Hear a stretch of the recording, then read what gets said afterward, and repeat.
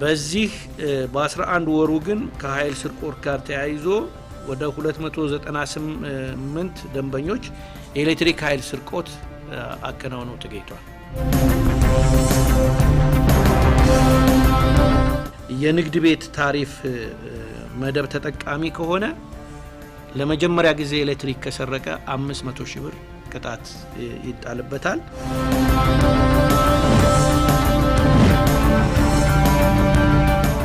በፊት ከነበረው ጋር ማወዳደር አይቻልም። ብዙ ዋጋ ተከፍሎበታል፣ ብዙ ገንዘብ ወጥቶበታል፣ ብዙ ጉልበት ወጥቶበታል፣ ብዙ ዕውቀት ተጨምሮበታል። ስለዚህ ይሄ ነገር ቀጣይ እንዲሆን ለትውልድ በሚዲያ በተለያየ መንገድ ማስተማር አለብን። አሁንም ጭምር ከተማችን ለጎርፍ አደጋ ተጋላጭ ናት። አደጋው እንደሚከሰት የሚያደርጉ ጉዳዮች አሉ። ከተማዋ የተገነባችው በተለያየ ጊዜ ነው።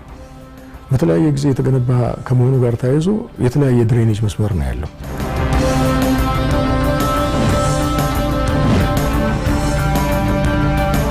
የውሃና ኢነርጂ ሚኒስቴር ከባለድርሻ አካላት ጋር የውሃ ጥበቃ ስራዎችን ለማከናወን በሚያስችሉ ጉዳዮች ላይ መክሯል። ውሃ ሳይበከል የውሃ አካላት ሳይበከሉ እንዴት መከላከል አለብን? ከተበከለ በኋላ እንዴትስ መያዝ አለብን? ተፈጥሯዊ የውሃ ጥበቃ ማድረግ ለከባቢ አየርም ወሳኝ ሚና እንዳለው ተመላክቷል። የውሃ አካላት ለመጠበቅ አዋጅ ወጥቷል። በቅርቡ የወጣ አዋጅ አለ። እሱን አዋጅ መሰረት አድርገን እንዴት አድርገን ነው የውሃ አካላትን መጠበቅ የሚቻለው? የገጸ ምድር ውሃ አካላትን እንዴት መጠበቅ አለብን የሚለው ነገር የተመቻቹ ነገሮች አለ። በኢንዱስትሪ ስማታችን በስፋት እንመለከተዋለን።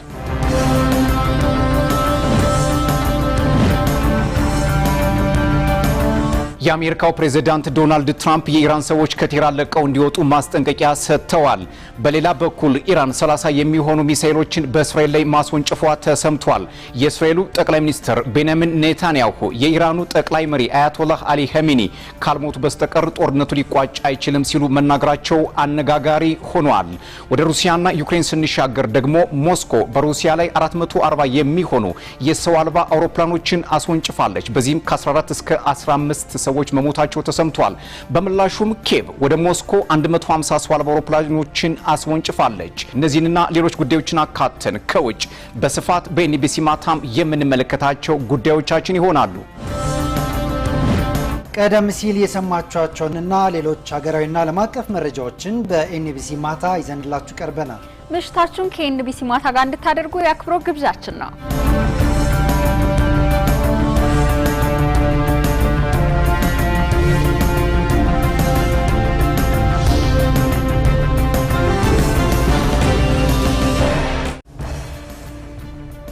ጤና ይስጥልን፣ እንደምን አምሽታችኋል ተመልካቾች። ሀገራዊና ዓለም አቀፍ መረጃዎችን በቀጥታ ስርጭት ወደ እናንተ የምናደርስበት የዕለተ ማክሰኞ ኤንቢሲ ማታ ተጀምሯል። ቅዱስ ተስፋዬና ሰላማዊት ወንድሰን ከመላው የቀጥታ ስርጭት ባለሙያዎች ጋር ዜናዎችን ወደ እናንተ ያደረስን አብረናችሁ እናመሻለን።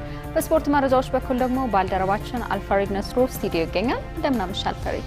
እንደምን አመሻችሁ። በስፖርት ጊዜ ምን ጉዳዮች ተይዘዋል? የተወሰኑትን እስቲ ያስታውቃል። አመሰግናለሁ። ጤና ይስጥልኝ ተመልካቾች፣ እንደምን አምሽታችኋል። በኤንቢሲ ማታችን በርካታ ስፖርታዊ መረጃዎችን ይዘናል።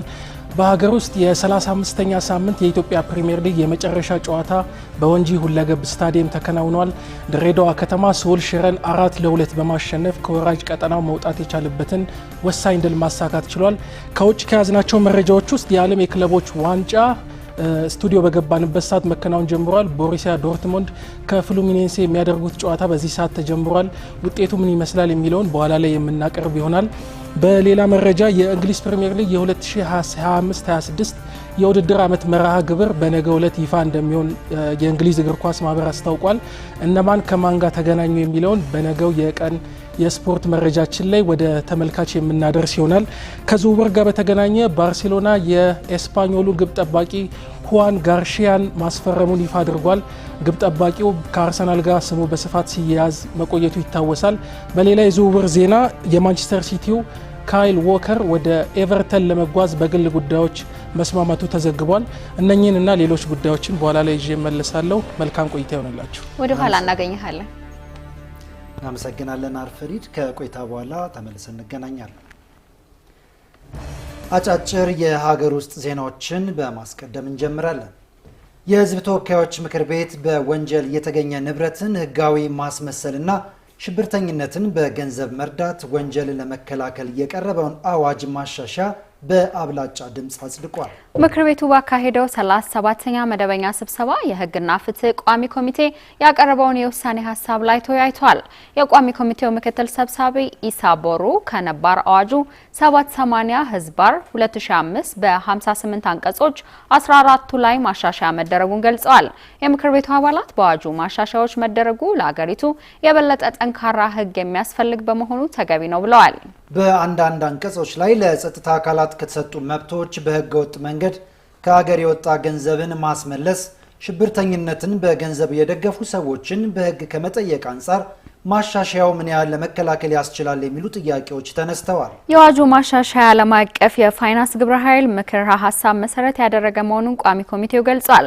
ምክር ቤቱ በአዋጁ ላይ በሰፊው ከተወያየ በኋላ በወንጀል የተገኘ ንብረትን ህጋዊ ማስመሰልና ሽብርተኝነትን በገንዘብ መርዳት ወንጀልን ለመከላከል የቀረበውን አዋጅ ማሻሻያ አዋጅ 1387 ህዝባር 2017 ሆኖ በአብላጫ ድምጽ አጽድቋል።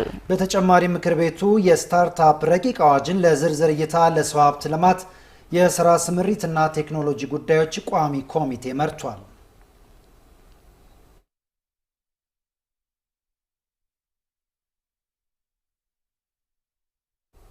የመላው ኢትዮጵያ ጨዋታዎች ወጣቶች ሀገራቸውንና ባህላቸውን እንዲያውቁ እድል ይፈጥራል አሉ ምክትል ጠቅላይ ሚኒስትር ተመስገን ጥሩነህ። ምክትል ጠቅላይ ሚኒስትር ተመስገን ጥሩነህ ሀገር አቀፍ የስፖርት ጨዋታዎች የነገ የሀገር ተረካባቢ ወጣቶች ሀገራቸውንና ባህላቸውን እንዲያውቁ እድል የሚፈጥር መሆኑን ገልጸዋል። ምክትል ጠቅላይ ሚኒስትሩ ስፖርት ለህብረ ኢትዮጵያ አርበኝነት በሚል መሪ ሀሳብ በጅማ ከተማ የተዘጋጀውን 6ኛው የመላው ኢትዮጵያ ስፖርት ጨዋታ አስጀምረዋል። በከተማዋ የተጀመረው የስፖርት ጨዋታ ወጣት ስፖርተኞች አስፈላጊ የህይወት ክህሎቶችን፣ አካታችነትን፣ ፍትሃዊነትን፣ የቡድን ስራንና ኃላፊነትን እንዲያዳብሩ እድል የሚፈጥር ነው ብለዋል። ስፖርት የነገዋን ኢትዮጵያ ዜጎች መፍጠሪያችን ነው፣ የነቃና የበቃ ትውልድ የምናፈራበት መስካችን ነው ያሉት አቶ ተመስገን ለዚህም በየአካባቢው የስፖርት ማዘውተሪያዎችን በአነስተኛ በመካከለኛና በከፍተኛ ደረጃ እየገነባን እንገኛለን ሲሉ ገልጸዋል። ለአብነትም ዛሬ የተጀመረውና በተለያዩ ምክንያቶች ለ9 ዓመታት ተቋርጦ የቆየው የመላ ኢትዮጵያ ጨዋታዎች ጉልህ ማሳያ መሆኑን በማህበራዊ ትስስር ገጻቸው አስፍረዋል። በስፖርታዊ ጨዋነት ለተሳተፉ የክልልና የከተማ አስተዳደሮች የውድድር አዘጋጅ ለሆነው የባህልና ስፖርት ሚኒስቴር እንዲሁም ለኦሮሚያ ክልልና ለጅማ ከተማ ምስጋና አቅርበዋል።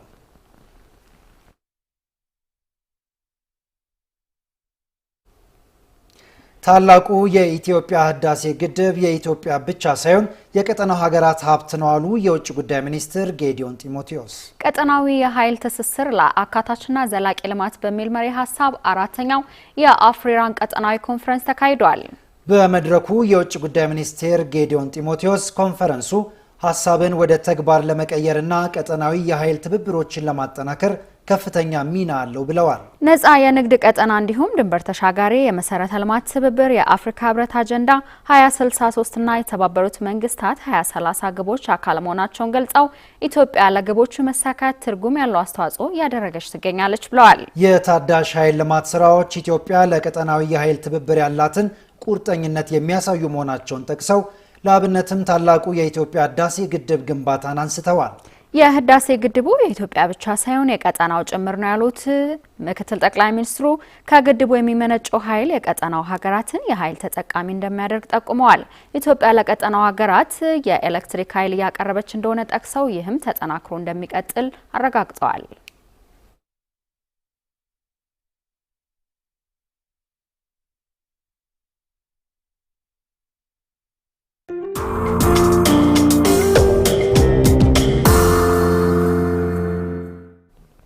ተመልካቾቻችን በዝርዝር ወደምንመለከታቸው የሀገር ውስጥ ጉዳዮች አለፈን። የኢትዮጵያ ኤሌክትሪክ አገልግሎት ተደራሽነቱን ለማስፋትና ጥራት ያለውና ያልተቆራረጠ የኤሌክትሪክ አገልግሎት ለመስጠት በትኩረት እየተሰራ ቢሆንም የኃይልና የመሰረተ ልማት ስርቆት ፈተና እንደሆነበት ገልጿል። አገልግሎቱ በኃይልና በመሰረተ ልማት ላይ በሚፈጸሙ ስርቆቶች ላይ አካላት ላይ ከ5000 እስከ 1 ሚሊዮን ብር ቅጣት እንደሚጥልም አስታውቋል። ሀሴት ኃይሉ የኢትዮጵያ ኤሌክትሪክ አገልግሎት በተያዘው በጀት ዓመት ባደረገው ምርመራ 298 ደንበኞች ኃይል ሰርቀውኛል አለ። አገልግሎቱ ለደንበኞች የሚሰጠውን የኃይል አቅርቦት በአግባቡ ተደራሽ እንዳያደርግ የሚፈጸምበት የኃይልና የመሰረተ ልማት ስርቆት ማነቆ እንደሆነበት ለመገናኛ ብዙሃን ባለሙያዎች በሰጠው መግለጫ አብራርቷል። የኃይል ስርቆት ደንበኞች ቆጣሪን በማቋረጥና የተፈቀደላቸውን ኃይል ለሌላ ዓላማ እየተጠቀሙበትም ይገኛሉ ብሏል። ይህንንም ችግር ለመቅረፍ በቴክኖሎጂ ታገዘ እርምጃ መውሰዱን የገለጸው አገልግሎቱ ባደረገው የምርመራ ውጤት ከ250 ሚሊዮን ብር በላይ ኪሳራ እንዳጋጠመው ተናግሯል። የኃይል ስርቆት ማለት በቀላል አነጋገር ደንበኞች ከተቀመጠላቸው የኤነርጂያቸውን የሚለካ ቆጣሪ ውጪ ወደ ቆጣሪው ሳይገባ ኃይልን ወስዶ መጠቀም አንዱ ሲሆን ሌላው ደግሞ ቆጣሪን በማሰናከል ወይም ደግሞ ቆጣሪው እንዳይቆጥር አድርጎ የኤሌክትሪክ ኤነርጂ የሚጠቀሙ ከሆነ የኃይል ስርቆት ተፈጽሟል ተብሎ ይታመናል ማለት ነው። በ11 ወራት ውስጥ አጠቃላይ 1934 ግኝቶች ተገኝተዋል። የተለያዩ ግኝቶች ናቸው በምርመራ ወቅት የሚገኙት። ስርቆት ብቻ አይደለም፣ ሌሎችም ግኝቶች ይኖራሉ፣ መነካካትን ጨምሮ ማለት ነው። በዚህ በ11 ወሩ ግን ከኃይል ስርቆት ጋር ተያይዞ ወደ 298 ደንበኞች የኤሌክትሪክ ኃይል ስርቆት አከናውነው ተገኝተዋል። እነዚህ እንግዲህ ወደ ገንዘብ ሲቀየር ወደ 259 ሚሊዮን ብር የሚደርስ ጉዳት በተቋሙ ላይ አድርሷል። የኢትዮጵያ ኤሌክትሪክ አገልግሎት ከ5.1 ሚሊዮን በላይ የማህበረሰብ ክፍሎችን የኃይል ተጠቃሚ ማድረግ መቻሉን መረጃዎች ይጠቁማሉ። የኢነርጂ አጠቃቀም ቆጣሪና ተያያዥ ዕቃዎች ምርመራ መመሪያ ተግባራዊ እንዲደረግ መወሰኑን ያስታወሰው አገልግሎቱ ማንኛውም የኃይል ስርቆት የፈጸመ ደንበኛ ላይ ከፍተኛ የሆነ የማስተማሪያ ቅጣት የሚጥል መሆኑን አስታውቋል። በዚህም የንግድ ተቋማት፣ በተለያዩ ደረጃዎች የሚገኙ ኢንዱስትሪዎችና ደንበኞች ላይ ቅጣቶቹ እንደሚጣሉ የአገልግሎቱ የህግና ስነ ምግባር ስራ አስፈጻሚ አበበ ተስፋ ገልጸዋል። ቅጣቱ የሰረቀውን የኃይል መጠን የማያካትት ሲሆን ወንጀል ፈጻሚዎች ከድርጊታቸው የማይታረሙ ከሆነ ቅጣቱ እየጨመረ ይሄዳል ብለዋል። የንግድ ቤት ታሪፍ መደብ ተጠቃሚ ከሆነ ለመጀመሪያ ጊዜ ኤሌክትሪክ ከሰረቀ 500 ሺህ ብር ቅጣት ይጣልበታል። እንዲሁም ደግሞ የዝቅተኛ ኢንዱስትሪ ታሪፍ መደብ ከሆነ 750 ሺህ ብር እንዲቀጣ ይደረጋል። የመካከለኛ ቮልቴጅ ወይም ከፍተኛ ኢንዱስትሪ የሚጠቀሙ ከሆኑ ደግሞ 1 ሚሊዮን ብር ኤሌክትሪክ ሰርቀው ከተገኙ ቅጣት ይጣልባቸዋል። ይሄ ቅጣት እንግዲህ በስርቆት ያባከኑትን የፍጆታ ሂሳብ አያካትትም። ለሁለተኛ ጊዜ ደግሞ ኤሌክትሪክ ቢሰርቅ አንድ ደንበኛ የከፈሉት እጥፍ ይሆናል ማለት። የመኖሪያ ቤት ደንበኛ 20 ሺህ ቅጣት ይከፍላል። ይሄ ብቻ ግን በቂ አይደለም። ለሁለተኛ ጊዜ ኃይል የሰረቀ ደንበኛ ትረስት ወርዚ አይደለም ብለን እናስባለን። ተጨማሪ ከመኖሪያ ቤት ታሪፍ ተጠቃሚ ደንበኞች በስተቀር ተጨማሪ ዲፖዚት እንዲያስይዙ ይደረጋል። ባለፈው 10 ወር በተደረገ ምርመራ በመሰረተ ልማት ስርቆትና ተያያዥ ጉዳዮች 239 ወንጀሎች የተፈጸሙ ሲሆን አገልግሎቱ 218 ሚሊዮን ብር እንዲያጣ ምክንያት መሆኑ 218 ሚሊዮን ብር እንዲያጣ ምክንያት መሆኑ ተጠቁሟል። ከተፈጸመው ወንጀል 24 ግለሰቦች በስርቆት ወንጀል ጥፋተኛ ተብለው ተገቢውን የህግ እርምጃ እንደተወሰደባቸው ተመላክቷል። ባለፉት 10 ወራት አካባቢ ወደ 239 ወንጀሎች በኤሌክትሪክ መሰረተ ልማትና ኃይል ስርቆት ጋር ተያያዥ ጉዳዮች ለፖሊስ ክስ የመሰረትንባቸው እንደሆኑና ይሄም ፖሊስ ከአቃቤ ሕግ ጋር ሆኖ ተገቢው ምርመራ ያደረገባቸው ያሉ ጉዳዮች ሲሆኑ እነዚህም በአጠቃላይ በገንዘብ መጠናቸው ወደ 218 ሚሊዮን ብር ጉዳት የደረሰ ሲሆን ከዚህ ውስጥ በዚህ በጀት ዓመት 24 ግለሰቦች በኤሌክትሪክ መሰረተ ልማትና ኃይል ስርቆት ላይ ወንጀል የፈጸሙ ግለሰቦች ጥፋተኝነታቸው ተረጋግጦ በፍርድ ቤት ከ4 ወር እስከ 10 ዓመት የሚደርስ ጽኑ እስራት ተወስኖባቸዋል ማለት ነው። የኢትዮጵያ ኤሌክትሪክ አገልግሎት የመሰረተ ልማትና የኃይል ስርቆት ለመከላከል ከማህበረሰቡ ጋር የፊት ለፊት ውይይት በማድረግ የግንዛቤ ማስጨበጫ መድረክ በማዘጋጀትና ከጸጥታ ተቋማት ጋር በቅንጅት እየሰራ መሆኑን የአገልግሎቱ ኮሚኒኬሽን ስራ አስፈጻሚ አንዋር አብራር ተናግረዋል። የአገልግሎቱን የተለያዩ መሰረተ ልማቶችን መጠበቅ የሁሉም ኃላፊነት መሆኑንም አስገንዝበዋል። ኃይል የኤሌክትሪክ መሰረተ ልማት የኢትዮጵያ ኤሌክትሪክ አገልግሎት ሀብት ብቻ አይደለም። ይህ የኢትዮጵያውያን ሀብትና ንብረት ነው። ይህንን ሀብት ንብረት የመጠበቅ የኛም ኃላፊነት አለ፣ ደግሞ የህብረተሰቡም ኃላፊነት አለ። ሶ በተቻለ መጠን በመቀናጀት ነው የምንሰራው። ትራንስፎርመር፣ ኤሌክትሪክ መስመር እና አጠቃላይ ከኤሌክትሪክ ጋር የተገናኙ ጉዳዮች ደጃፋችን ላይ ነው ያሉት። ከህብረተሰቡ ጋር በምናደርገው ግንኙነት እነዚህን ከስርቆት ማዳን ይቻላል ብለን እናምናለን። የኃይል ስርቆት መፈጸሙን ለጠቆመ አካል ጥቆማው ትክክለኛነቱ ከተረጋገጠ ለጠቆመው አካል ስርቆቱን ከፈጸመው አካል ላይ የ25% ማበረታቻ ይከፈሏል ብሏል አገልግሎቱ። አዲስ አበባን ዓለም አቀፍ ተወዳዳሪ ከተማ ያደረጓት የኮሪደር ልማት ስራዎች በክረምት በሚከሰት የጎርፍ አደጋ እንዳይጎዱ መጠበቅ ይገባል ተባለ። የአዲስ አበባ መንገዶች ባለስልጣን የፍሳሽ ማስወገጃ መስመሮች ላይ የሚፈጸም ህገወጥ ድርጊት ጎርፍን ለመከላከል የሚሰሩ ስራዎች ላይ እንቅፋት እየፈጠረ መሆኑን ገልጿል። በ2017 የክረምት ወራት በመዲናዋ የተካሄዱ የኮሪደር ልማት ስራዎችን ለመጠበቅ ምን እየተሰራ ነው ስትል ባልደረባችን ሰላም ይልማ የሚመለከታቸውን ባለድርሻ አካላት አነጋግራ ተከታዩን አዘጋጅታለች። አሁን በደንብ ሰፋ ብሎ በተለይ ህጻናት ሁሉ በብስክሌት በህጻናት ብስክሌት እየነዱ ማለት ወላጅም ሳይጨነቅ ነፃ ሆኖ ሲነዱ ማየቴ በጣም አስደስቶኛል። በፊት ከነበረው ጋር ማወዳደር አይቻልም። በጣም ልዩ አዲስ የሆነ እንትን ነው። አሁን ለምሳሌ እዚህ ያልነበረ ሰው አምጥቶት ድንገት ቢገባ በፊት ያየው አይነት አይመስልም። ብዙ ዋጋ ተከፍሎበታል፣ ብዙ ገንዘብ ወጥቶበታል፣ ብዙ ጉልበት ፈቶበታል፣ ብዙ እውቀት ተጨምሮበታል። ስለዚህ ይሄ ነገር ቀጣይ እንዲሆን ለትውልድ በሚዲያ በተለያየ መንገድ ማስተማር አለብን። በመዲናዋ የተካሄዱ የኮሪደር ልማት ስራዎች አዲስ አበባን ዓለም አቀፍ ተወዳዳሪ ከተማ ያደረጋት ስለመሆኑ ነዋሪዎቹ አስተያየታቸውን ሰጥተዋል። በከተማዋ የዓለም አቀፍ የከተሞች ደረጃ ለመጠበቅና ዘርፈ ብዙ ኢኮኖሚያዊ ፋይዳ ያላቸው የኮሪደር ልማት ስራዎች ናቸው የተከናወኑት። ይህ ልማት ከሰው ሰራሽና ከተፈጥሮ አደጋ ተጠብቆ ለትውልድ ሊተላለፍ ይገባል። በክረምቱ ሊከሰቱ ከሚችሉ የጎርፍ አደጋዎች የኮሪደር ልማት ትሩፋት የሆኑ መንገዶችን መጠበቅ እንደሚገባ ይታመናል። ጣቢያችን ኤንቢሲ ኢትዮጵያ ከእሳትና አደጋ ስጋት ስራ አመራር ኮሚሽን ባገኘው መረጃ አዲስ አበባ በክረምት ለሚከሰት የጎርፍ አደጋ ተጋላጭ መሆኗን አረጋግጧል። በከተማዋ እየተካሄደ የሚገኘው የኮሪደር ልማት የጎርፍ ተጋላጭነትን ከመቀነስ አኳያ ከፍተኛ ሚና እንዳለው ቢገለጽም በተለያዩ ምክንያቶች የጎርፍ ተጋላጭነት ሙሉ በሙሉ ማስቀረት እንደማይቻልም ይነሳል። ለመሆኑ ከፍተኛ ወጪ ፈሰስ ተደርጎበት የተሰራው የኮሪደር ልማትን ለመጠበቅ የሚመለከታቸው አካላት ምን እየሰሩ ነው ስንል ጠይቀናል። የአዲስ አበባ መንገዶች ባለስልጣንም የፍሳሽ ማስወገጃ መስመሮችን እየጠገንኩ ነው ብሏል።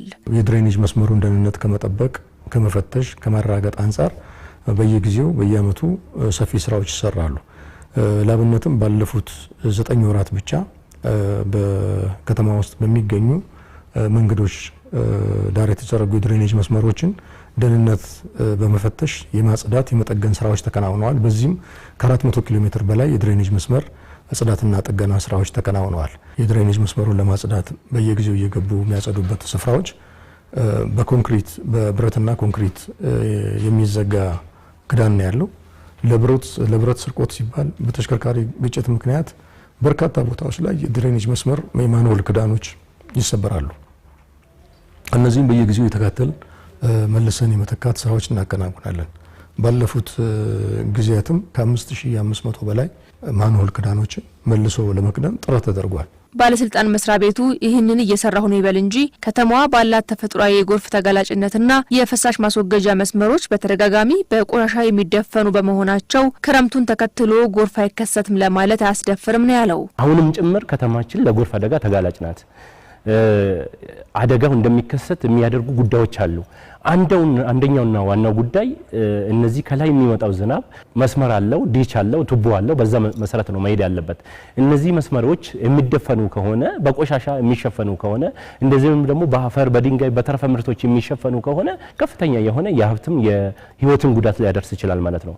ይህ ከፍተኛ ወጪ ወጥቶበት እየተገነባ ያለው መሰረተ ልማት ችግር እንዳይገጥመው ይሄ ስራዎች በሚሰሩበት ወቅት የድሬኔጅ መስመሩንም አብሮ የመፈተሽና ችግር ያለባቸው ቦታዎች ላይ ማስተካከል ስራዎችም ሲሰራ ቆይቷልና አንዳንድ ጊዜ ደግሞ ያልተጠበቁ ሁኔታዎች ሊከሰቱ የሚችሉባቸው ሁኔታዎች አሉ። የዝናብ መጠኑ በራሱ በከፍተኛ ደረጃ መምጣቱ ውሃ ፍሰቱ የጎርፉ ላይ መጠን ላይ ከፍተኛ ተጽዕኖ ይኖረዋል። የተለያዩ ምክንያቶች ሳቢያ ጎርፍ አይከሰትም ብሎ ማለት የሚቻልባቸው ሁኔታዎች አይኖሩም። ነገር ግን በእኛ በኩል ፈጣን ምላሾች ለመስጠት የሚያስችል ስራዎችን ለመስራት ዝግጅት አለን። የጎርፍ ተጋላጭነትን ለመቀነስ ማህበረሰቡን በማስተባበር የጽዳት ንቅናቄ እያከናወነ መሆኑን የጠቆሙ የአዲስ አበባ ጽዳት አስተዳደር ኤጀንሲ ጎርፍን ለመከላከል የሁሉንም ርብርብ የሚሻ ስለመሆኑ ገልጾልናል።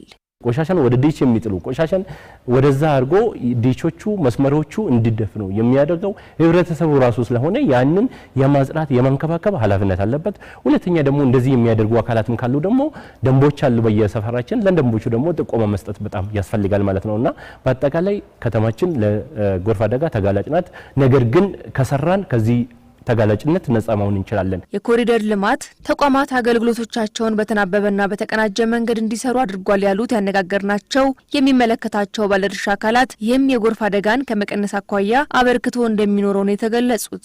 በተለይ ከቅርብ ዓመታት ወዲህ በቅንጅታዊ አሰራር በጋራ የዩቲሊቲ መስመሮችን የመዘርጋት ስራዎች በስፋት ሲከናወኑ ቆይቷል።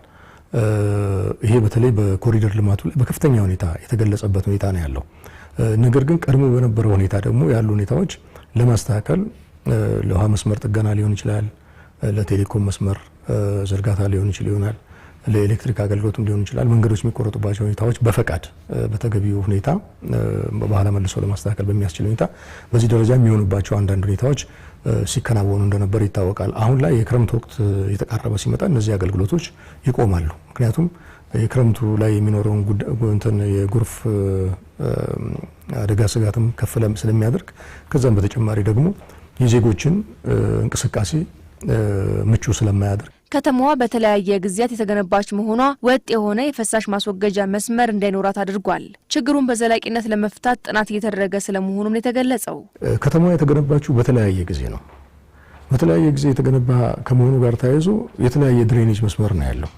ይህንን ችግር በዘላቂነት ለመፍታት በባለስልጣን መስሪያ ቤቱ ከዓለም ባንክ ጋር በትብብር የአዲስ አበባን የድሬኔጅ ማስተር ፕላን ጥናት እያከናወነ የሚገኝበት ሁኔታ ነው ያለው። ይሄ ተጠናቆ ጸድቆ ወደ ተግባራ ሲገባ ያሉትን ሁኔታዎች በልዩ ሁኔታ የሚቀይርበት ሁኔታ አለ። አሁን ባለው ተጨባጭ ሁኔታ ግን ያለውን ድሬኔጅ መስመር ደህንነቱን ጠበቀን በተገቢ ሁኔታ ለአገልግሎት ማብቃት ከቻል የጎርፍ አደጋ ስጋትን በከፍተኛ ሁኔታ መቀነስ ይቻላል። ዘመናዊና ለነዋሪዎች ምቹ ከተማን ለመገንባት ታልሞ እየተሰራ የሚገኘው የኮሪደር ልማት የጎርፍ ተጋላጭነቱን ለመቀነስ ስራዎች ተጠናክረው ሊሰሩ እንደሚገባ ተነስቷል።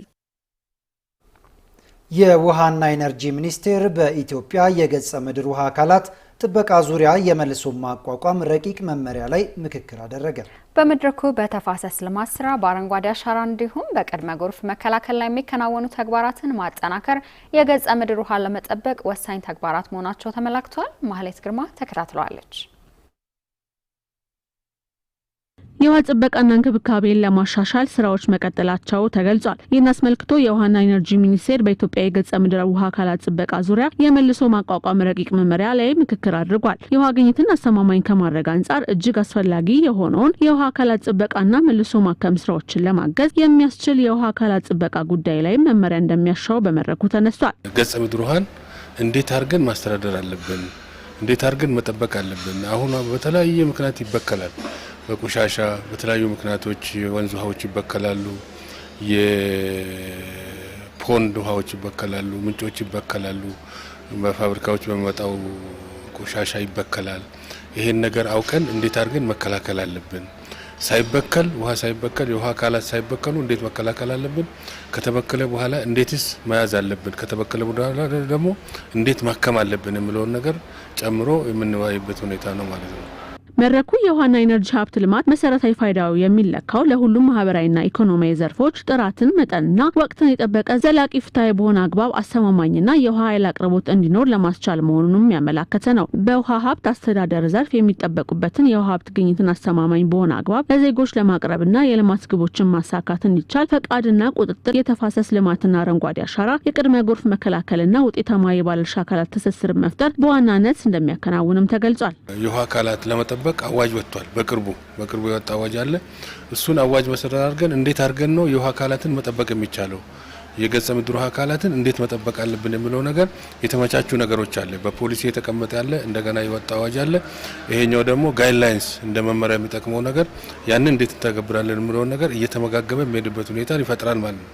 ስለዚህ ይሄ ተደምሮ የሀገራችንን የውሃ አካላት መጠበቅን ብቁ ያደርጋል ማለት ነው። ያለንን ውሃ አካላት ካልጠበቅን አደጋ ውስጥ ነው እንከተው።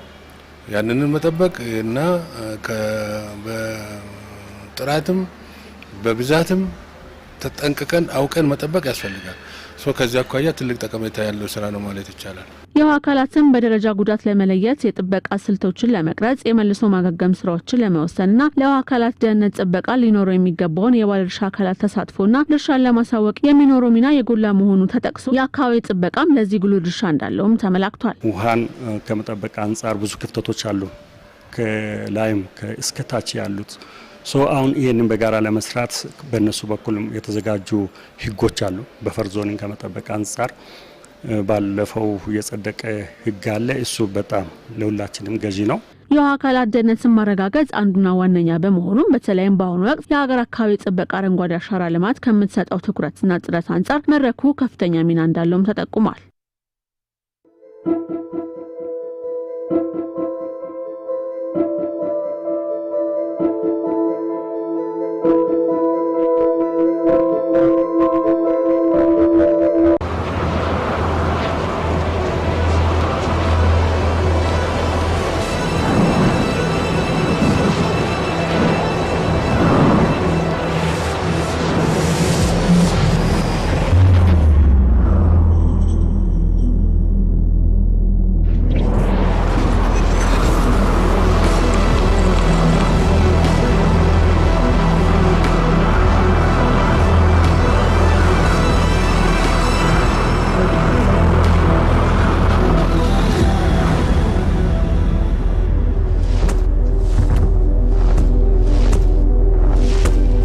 ግዙፎቹ ተቋማት አምነውን ከኛ ጋር እስከ ዛሬ ተጉዘዋል።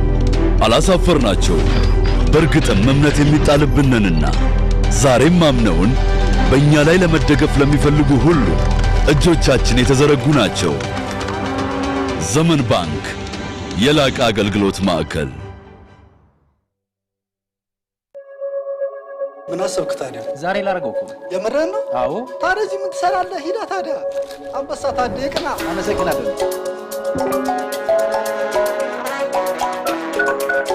ያረገው ነው አትቀልድ። ያደርገው ነው።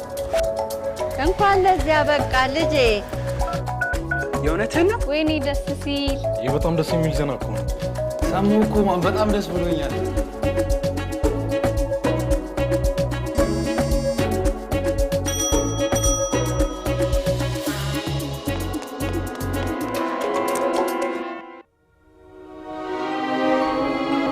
ታገቢኛለሽ እኔ ቆንጆ? የትኛውንም አይነት የሳፋሪኮም ጥቅል ገዝተው ወደ ቴሌ በመደወል ያለ ሐሳብ ያውሩ። በተጨማሪ በሚገዙት እያንዳንዱ ጥቅል ተጨማሪ ጉርሻ ያገኙ። ሳፋሪኮም ኢትዮጵያ፣ በአብሮነት ወደፊት። በአባይ ውሃ ጥማችንን ቆርጠን ጣናን ዋኝተን የባሌ የባቱ የቱሉ ዲምቱን ተራራ ወጥተን ወርደን በራስ ዳሽን ከፍታ የሚለካ ማንነትን የተጎናጸፍን ከአክሱም ተነስተን ወደ ጎንደር ተሻግረን ደብረ ብርሃን ከትመን ከፋ ተጉዘን ንጹህ ቡና ፉት ብለን አዲስ አበባ ላይ ተንሰራፍተን በሐረር ፍቅር የደመቅን ቀይ ቀበሮ ዋልያን ጭላዳን ብርቅዬ አድርገን በጉያችን ያዘን።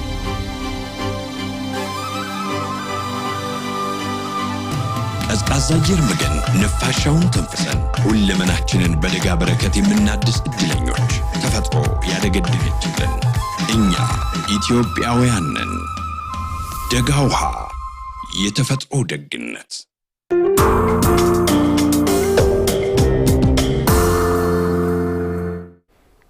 ተመልካቾቻችን የኔብሲ ማታን በመከታተል ላይ ትገኛላችሁ። ወደ ውጭ አጫጭር መረጃዎቻችን አለፍን።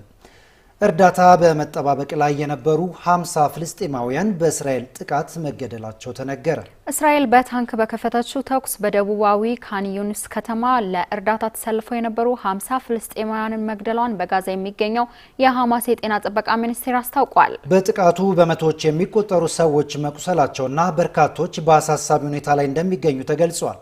የሟቾች ቁጥር አሁንም ሊጨምር ይችላል ተብሏል። የጤና ባለስልጣናት እንዳስታወቁት ትላንት በጋዛ ሰርጥ በስተደቡብ በሚገኙ የምግብ ማከፋፈያዎች አቅራቢያ በተፈጸመ የእስራኤል ጥቃት 34 ፍልስጤማውያን ተገድለዋል። ጥቃቱ በሺዎች የሚቆጠሩ ፍልስጤማውያን በእስራኤል ወታደራዊ ቁጥጥር ስር ባሉ አካባቢዎች በጋዛ ሁማኒቴሪያን ፋውንዴሽን ከሚመራው የእርዳታ ማዕከላት ምግብ ለማግኘት ሲጠባበቁ የደረሰና ከፍተኛው ሞት የተመዘገበበት ነው ተብሏል። ይህ ዜና እስከሚጠናቀርበት ሰዓት ድረስ እስራኤል ተፈጸመ ስለተባለው ጥቃት የሰጠችው ምላሽ የለም።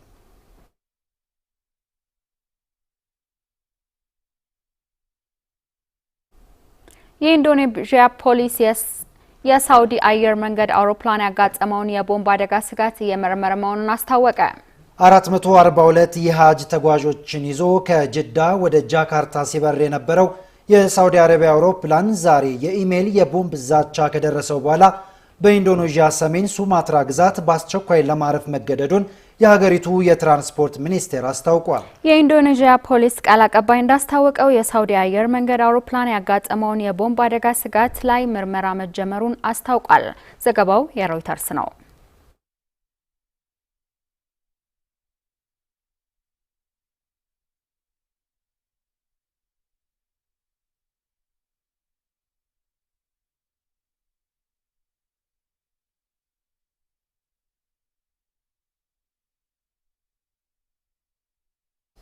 በትንታኔ ወደ ምንመለከታቸው ጉዳዮች አለፍን።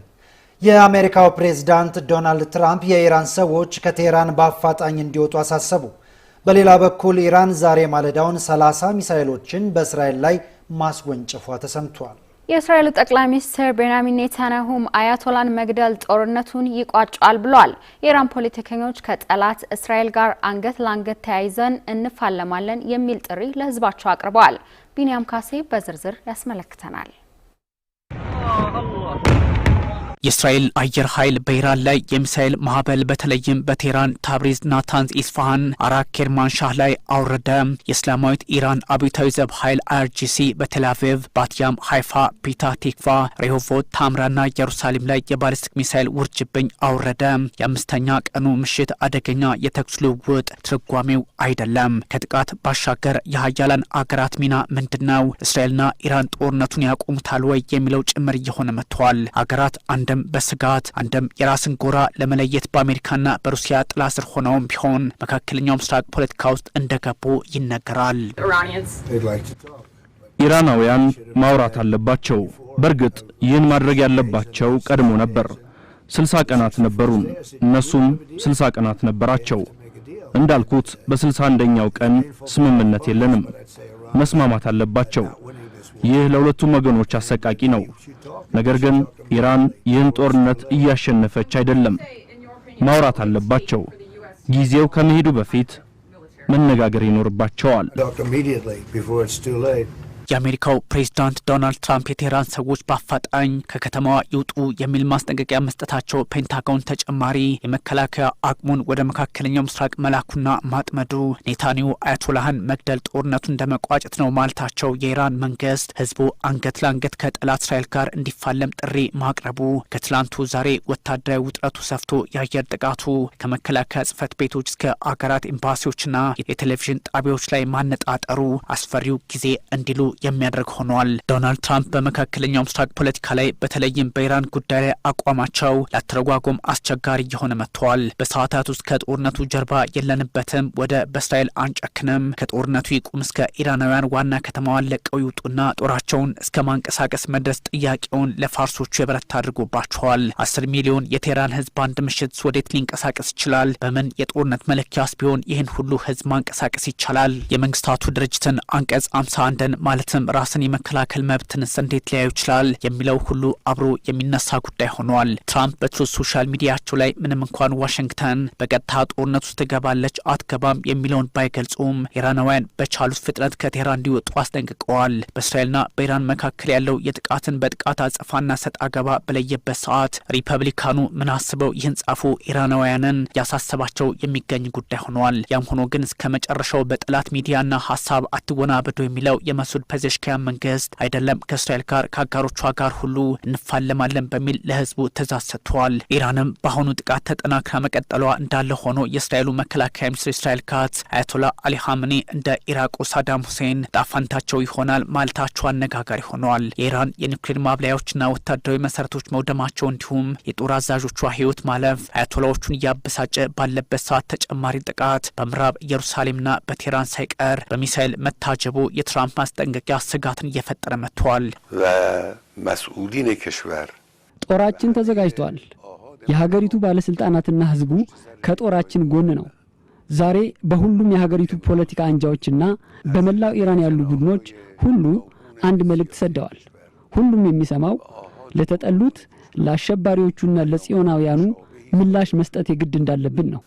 ሆቪየት ኸቢስ ረዝል አሜሪካም ሆነች ሌሎች የእስራኤል አጋሮች ሲሽኮረመሙበት የነበረውን ጦርነት በቀጥታ ሊገቡበት የሚችሉበትን አጋጣሚ እየፈጠሩ መሆኑንም የሚያሳይ አድርጎታል። በዛ ላይ እንደነ ሩሲያና ቻይና ያሉ ሀገራት በግልጽም ለዓለም ሚዛን ይሆናሉ ወይስ አይሆኑም የሚለውን ለፕላኔቷ በግልጽ የሚያስቀምጥላት ይሆናል። ትክክለኛ የመፈተኛ ጊዜያቸውም ሆኗል። በእርግጥ ሩሲያና ቻይና ከመግለጫ አልተሻገሩም በሚል ሲታሙ የነበረ ሲሆን ማለዳውን ቻይና አሜሪካ የእስራኤልንና የኢራንን ጦርነት ከማባባስ መገታት አለባት በሚል ማስጠንቀ ቋ በግልጽ የሚያሳየው አንዳች ጉዳይ እንዳለ ነው። ቢያንስ እንኳን ቤጂንግ ዋሽንግተንን ጥላቻም ቢሆን ከቴህራን ጋር አብራ የምትቆምበትን አጋጣሚ ሊፈጥር የሚችል ሆኗል። ይህ ማለት ግን ፑቲንና ሺ በዓለም አቀፍ ተቋማትና በግንባር እስራኤልን አውግዘው ግንባር ላይ ይፋለማሉ የሚል አተረጓጉም ላይኖር ቢችልም ከትላንቱ ይልቅ ዛሬ የዓለም ጎራ የሚለይበት ፖለቲካዊ መደላድሉን ፈጥሮታል።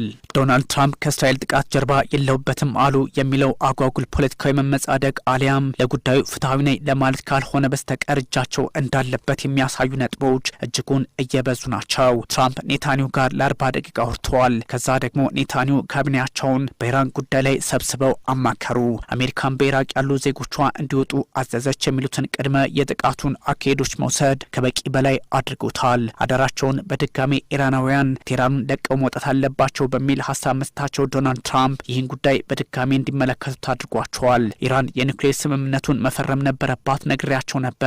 ይህ አስፈሪ ጉዳይ ትርፉ የሰው ሕይወት ማስቀጠፍ ነው የማረጋግጥላቸው። አሁንም ቢሆን መቼውንም ኢራን የኒውክሌር ጦር መሳሪያ ሊኖራት አይችልም ማለታቸው ያለውን ውጥረት ትራምፕ በግልጽ የሚያሳይ አድርጎታል። ኔታንያሁ የኒውክሌር ድርድሩን ለማስቀረት የፈጸሙት ጥቃት ነው በሚል ኢራን በምትከስበት አጋጣሚ ትራምፕ ይህን ማለታቸው ትርጓሜውን በእርግጥ የቅንጅት ያደርገዋል። ይህ ሁሉ ውጥረት ባለበት አጋጣሚ የአሜሪካው መከላከያ ሚኒስትር ፔት ሄግሴት ተጨማሪ የመከላከል አቅምን ለመፍጠር ወደ መካከለኛው ምስራቅ ተጨማሪ ኃይሎችን ወይንም ደግሞ ስምሪቶች መደረጋቸውን አስቀምጠዋል። ምንም እንኳን ምን አይነት ሀብትና ኃይልን ተንቀሳቀሰ ግልጽ ባያደርግም ፔንታጎን ዝግጅቱን ማድረጉን ግን አሳውቋል። የአሜሪካን ኃይል በቀጠናው መከላከል ቅድሚያ የምንሰጠው ጉዳይ ነው ብለውታል ፔት ሄግሴት። ሚሊተሪ ዎች ሜጋዚን አሜሪካ 30 አየር ላይ ነዳጅ የሚቀዱ ታንከሮች ከአትላንቲክ ወደ መካከለኛው ምስራቅ መላኳን ይፋ አድርገዋል። በእስራኤል ኢራን ውጥረት ላይ አሜሪካ በግልጽ ልትገባበት እንደሆነ የሚያሳይ እርምጃም ነው ብለውታል። ውጥረቱ ከትራምፕ መግለጫ የተሻገረ ሆኗል። ጠቅላይ ሚኒስትር ቤንያሚን ኔታንያሁ የኢራንን ሁለንተናዊ መሪ አያቶላ አሊ ኻሜኒን መግደል ጦርነቱን ይቋጨዋል የሚል ሀሳብ መስጠታቸውም በኢራን ላይ የተቀናጀ ጥቃት ሊኖር እንደሚችል በግልጽ የሚጠቁም ሆኗል። ግጭቱን አያባብሰውም። ግጭቱን የሚቋጨው ይሆናል። የሰላም ንግግር ነበረን፣ እድልም ሰጥተናል። ለእኛ መልካም አጋጣሚ ስለሚፈጥረው እንደማስበውም ለሁሉም መልካም እድል የሚኖረውን የፕሬዝዳንት ትራምፕ ድርድር ለማሳካት ነገር ግን በድርድሩ መሃል የኢራኑ ሁለንተናዊ መሪ አያቶላህ አሊ ኻሜኒ ሞት ለእስራኤል እያሉ በየቀኑ በሚባል ደረጃ ይጽፋሉ።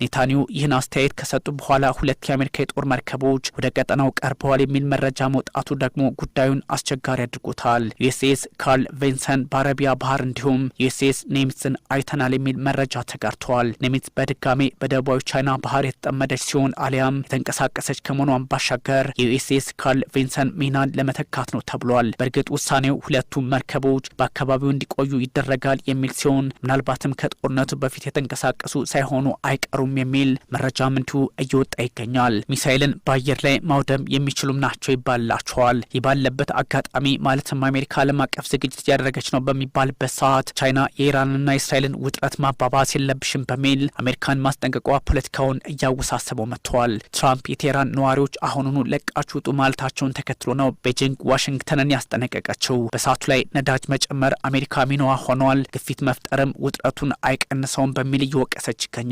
ዛሬ ንጋቱን እስራኤል 30 ሚሳኤሎችን ኢራን ተኩሳብኛለች ማለቷም ተሰምተዋል። አብዛኞቹን አክሽፍ ያለው ጉዳት ያደረሱብንም አሉ በሚል አምናለች። የሞሳድን ማዕከል መትቻለው የሚል መግለጫ ኢራን ማውጣቷም እንዲሁ የተሰማ ሲሆን ፖለቲካው ከትላንቱ ዛሬ ተባብሶ አሊያም ተወሳስቦ ሊቀጥል የሚችልበትን አጋጣሚም የፈጠረ አድርጎታል።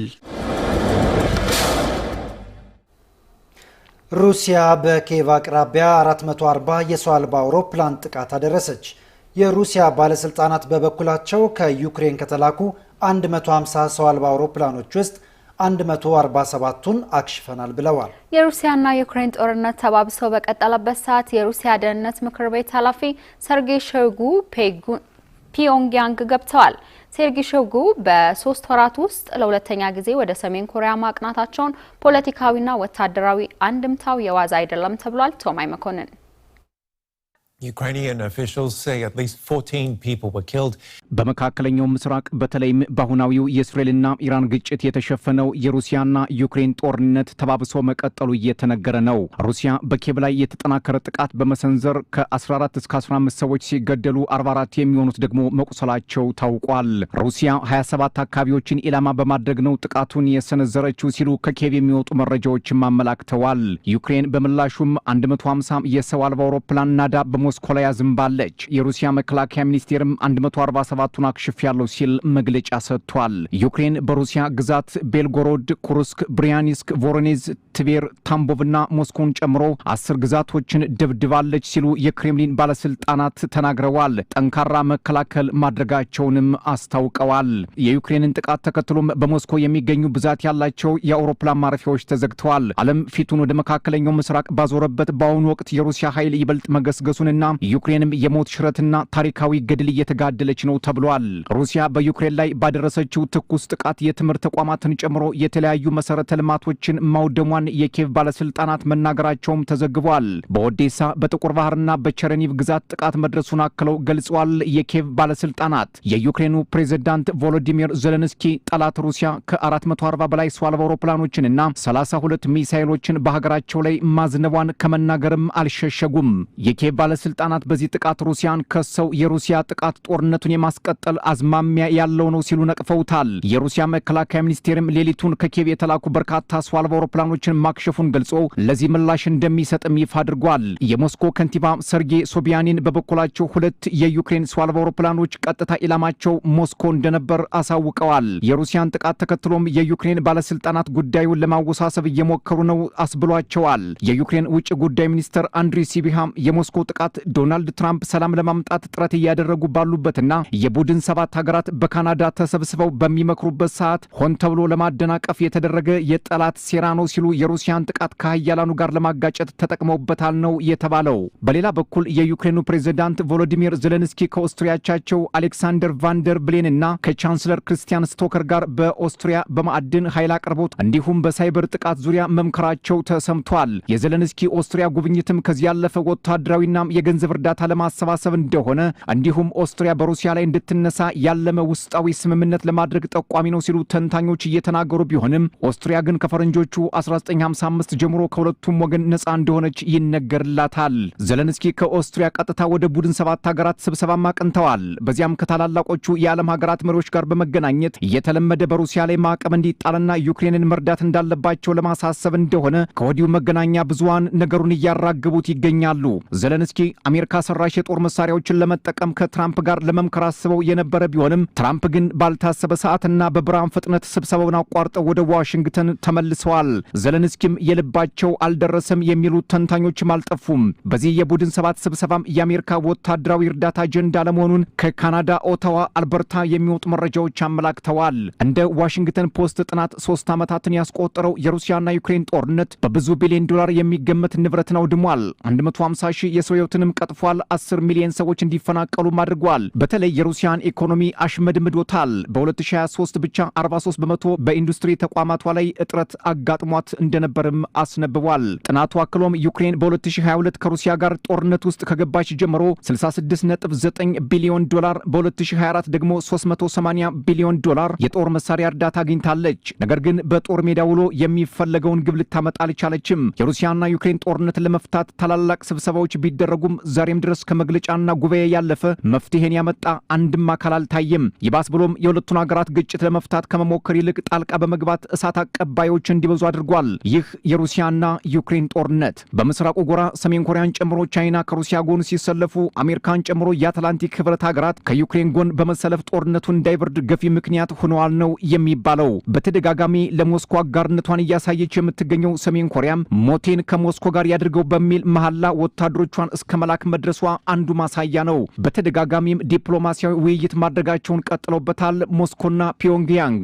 ዛሬ ላይ ዓለም አቀፍ መገናኛ ብዙሃን ይዘውት በወጡት መረጃ የሩሲያ ደህንነት ምክር ቤት ኃላፊ ሰርጌይ ሾይጉ በ3 ወራት ውስጥ ለሁለተኛ ጊዜ ወደ ሰሜን ኮሪያ አቅንተዋል። የሾይጉ ጉዞም ያልተገለጸ ግን ልዩ የሆነና ከፑቲን የተላከ አስቸኳይ መልእክት ለኪም ለማድረስ ነው ተብሏል። ይህ ልዩ መልእክት ግን ምን እንደሆነ ከክሬምሊን ባለስልጣናት ይህን ዜና እስካጠናቀርንበት ጊዜ ድረስ ዝርዝር ማብራሪያም አልተሰጠም። እንደ ፖለቲካ ተንታኞች ግምት ግን ሞስኮ አሁን ላይ ተደጋጋሚ ጉዞ ወደ ፒዮንግያንግ ማድረጓ አንድም ወታደራዊና የጦር መሳሪያ ለማግኘት፣ አንድም ተገማች ባልሆነው የኮሪያ ልሳነ ምድር ላይ ያለውን አሰላለፍ ለመገምገም፣ አንድም አሜሪካ፣ ጃፓንና ደቡብ ኮሪያ በቀጠናው የሚያደርጉት ወታደራዊ ልምምድ ለሞስኮ ስጋት ሊሆን ስለሚችል በዚህ ቀጠና ያለችው ሰሜን ኮሪያ ጉዳዩን በሰጎን አይን እንድትመለከተው ለማሳሰብ፣ አንድም የምዕራብ ሀገራት ለዩክሬን በገፍ የሚያደርጉት እርዳታ ለሞስኮ ስጋት ሊሆን ስለሚችል ኪም የቁርጥ ቀን ከመጣ መከታ ሆነው እንዲቆሙላቸው ለማድረግ፣ አንድም ኔቶ ወደ ምስራቅ የሚስፋፋ ከሆነ ፒዮንግያንግ ከሩሲያ ጋር እንድትሰለፍ፣ አንድም አሁን ላይ መካከለኛው ምስራቅን ወደ ውስብስብ መስመር ያስገባው የኢራንና የእስራኤል ጦርነት መቋጫው ስለማይታወቅ ነቅቶ ለመጠበቅና የሁለቱ ሀገራት ግንኙነት እንዳይላላ እንዲሁም የወዳጃቸውን ኢራንን ነገር ለመከታተል ያስችል ዘንድ የደህንነት ምክር ቤቱ ኃላፊ ተደጋጋሚ ጉዞ ማድረጋቸውን ይናገራሉ። ነገር ግን ይህ የፖለቲከኞች መላምት በይደር የሚታይ ነው የሚሆነው። ሩሲያ ከጉባኤያችን መነጠሏ ስህተት ነው ሲሉ የአሜሪካው ፕሬዝዳንት ትራምፕ በቡድን 7 G7 ዓመታዊ ጉባኤ ላይ ተናገሩ። ትራምፕ ሩሲያ ወደ ቡድን 8 አባልነት እንድትመለስ መጠየቃቸው አሜሪካ በትራምፕ አስተዳደር ከነባር ወዳጅ ሀገራት በአቋም የተለያየች መሆኑን ማሳያ ነው ተብሏል። አብራም በለጠ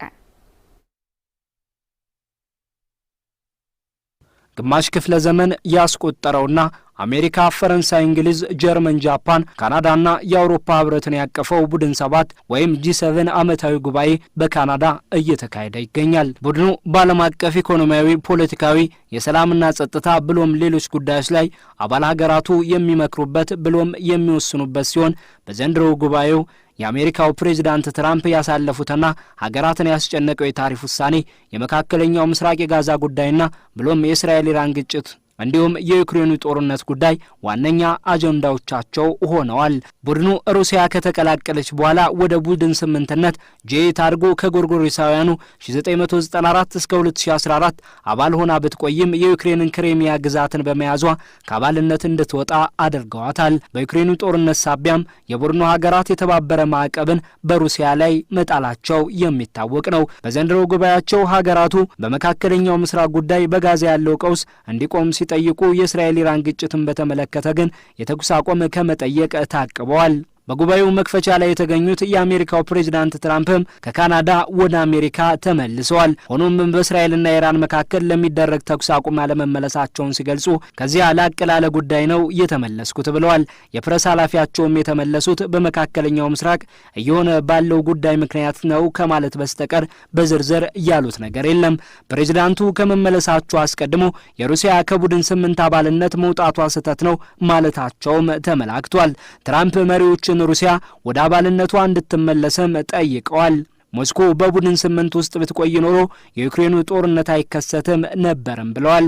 ፕሬዝዳንቱ ይህንን ያሉት ከሀገራቱ ጉባኤ አስተናጋጅ ሀገሯ ካናዳ ፕሬዝዳንት ማርክ ካርኒ ጎን ቆመው ለመገናኛ ብዙሃን በተናገሩበት ነው። ቡድን 7 ቡድን 8 ቢሆን ይጠቅመናል። ባራክ ኦባማና ትሩዶ ሩሲያን ስላልፈለጓት አስወጧት። ይህ ትልቅ ስህተት ነው። ያ ባይሆን የአሁኑ ጦርነት አይኖርም ነበር። ትራምፕ ለሩሲያ መከላከላቸው የታየው በጉባኤው መጨረሻ ከዩክሬኑ ፕሬዝዳንት ቮሎዲሚር ዜሌንስኪ እንደሚወያዩ በሚጠበቅበት ነው። የዩክሬኑ ፕሬዝዳንት ዜሌንስኪ በበኩላቸው የአሜሪካ ሴኔት ባጸደቀው ማዕቀብ ፑቲንን ለ30 ቀናት የተኩስ አቁም እንዲያደርጉ ግፊት እንዲደረግባቸው ይሻሉ። ሆኖም ከሩሲያ ጋር ድርድር የማድረግ ፍላጎት ያላቸው ትራምፕ ማዕቀብ ብዙ ዋጋ ያስከፍለናል፣ አሜሪካን ብዙ ገንዘብ ያስወጣታል፣ እያወራችሁ ያላችሁት ስለ ቢሊዮን ዶላሮች ነው በማለት ሩሲያ ላይ ተጨማሪ ማዕቀብ የመጣል ፍላጎት እንደሌላቸው አመላክተዋል። ምንም እንኳን የዶናልድ ትራምፕ አቋም ሩሲያ ወደ ቡድኑ ትመለስ የሚል ቢሆንም የአውሮፓ ህብረት ኮሚሽነር ኡርሱላ ቮን ዴር ሌየን አሜሪካም ሆነ ሌሎች የቡድን 7 አባል ሀገራት በሩሲያ ላይ ያላቸውን ማዕቀብ ጠበቅ በማድረግ የሩሲያ የነዳጅ ዘይት ዋጋ ከ$60 በበርሜል ወደ $45 በበርሜል እንዲወርድ ይፈልጋሉ። ይህም የሩሲያን ከነዳጅ የምታገኘውን ገቢ ለማውረድ ያለመ ነው። ኮሚሽነሩ እንዳሉት ሰላምን በጥንካሬ ለማምጣት ሩሲያን ወደ ድርድር ጠረጴዛው አምጥቶ ለእውነተኛ ተኩስ አቁም ለመብቃት ይበልጥ ጫና ማሳደር ይገባል። ለዚህ ማዕቀቦች ወሳኝ ናቸው ብለዋል። ማዕቀቦች ወሳኝ ናቸው። ለምሳሌ ያህል የቡድን 7ና የአውሮፓ ህብረት ማዕቀቦች ተደምረው የሩሲያን የነዳጅ ዘይትና ጋዝ ገቢ ጦርነት ከተጀመረ ጀምሮ 80% ያክል አውርደውታል። ስለዚህ ማዕቀቦች ይሰራሉ። ተጨማሪ ማዕቀቦችም እንጥላለን። የአውሮፓ ህብረት የሩሲያ የነዳጅን ገቢ ለማውረድ ያለመ 18ኛ ማዕቀቡን ለመጣል ዝግጅት ላይ ሲሆን ከአሜሪካ ሴኔት በኩል የሩሲያ ወሳኝ ምርቶችን የሚገዙ ሀገራት ተቋማትና ግለሰቦችን የሚነካ ማዕቀብን የመጣል ረቂቅ ህግ ቢኖርም እኔ በጊዜው ፕሬዝዳንት በሆን ኖሮ የዩክሬኑ ጦርነት አይጀመርም የሚሉት ፕሬዝዳንት ትራምፕ ግን በሩሲያ ላይ ተጨማሪ ማዕቀብ የመጣል ፍላጎት የላቸውም። ይልቁንም ከሩሲያ ጋር በመደራደር ላይ ተስፋ ጥለዋል።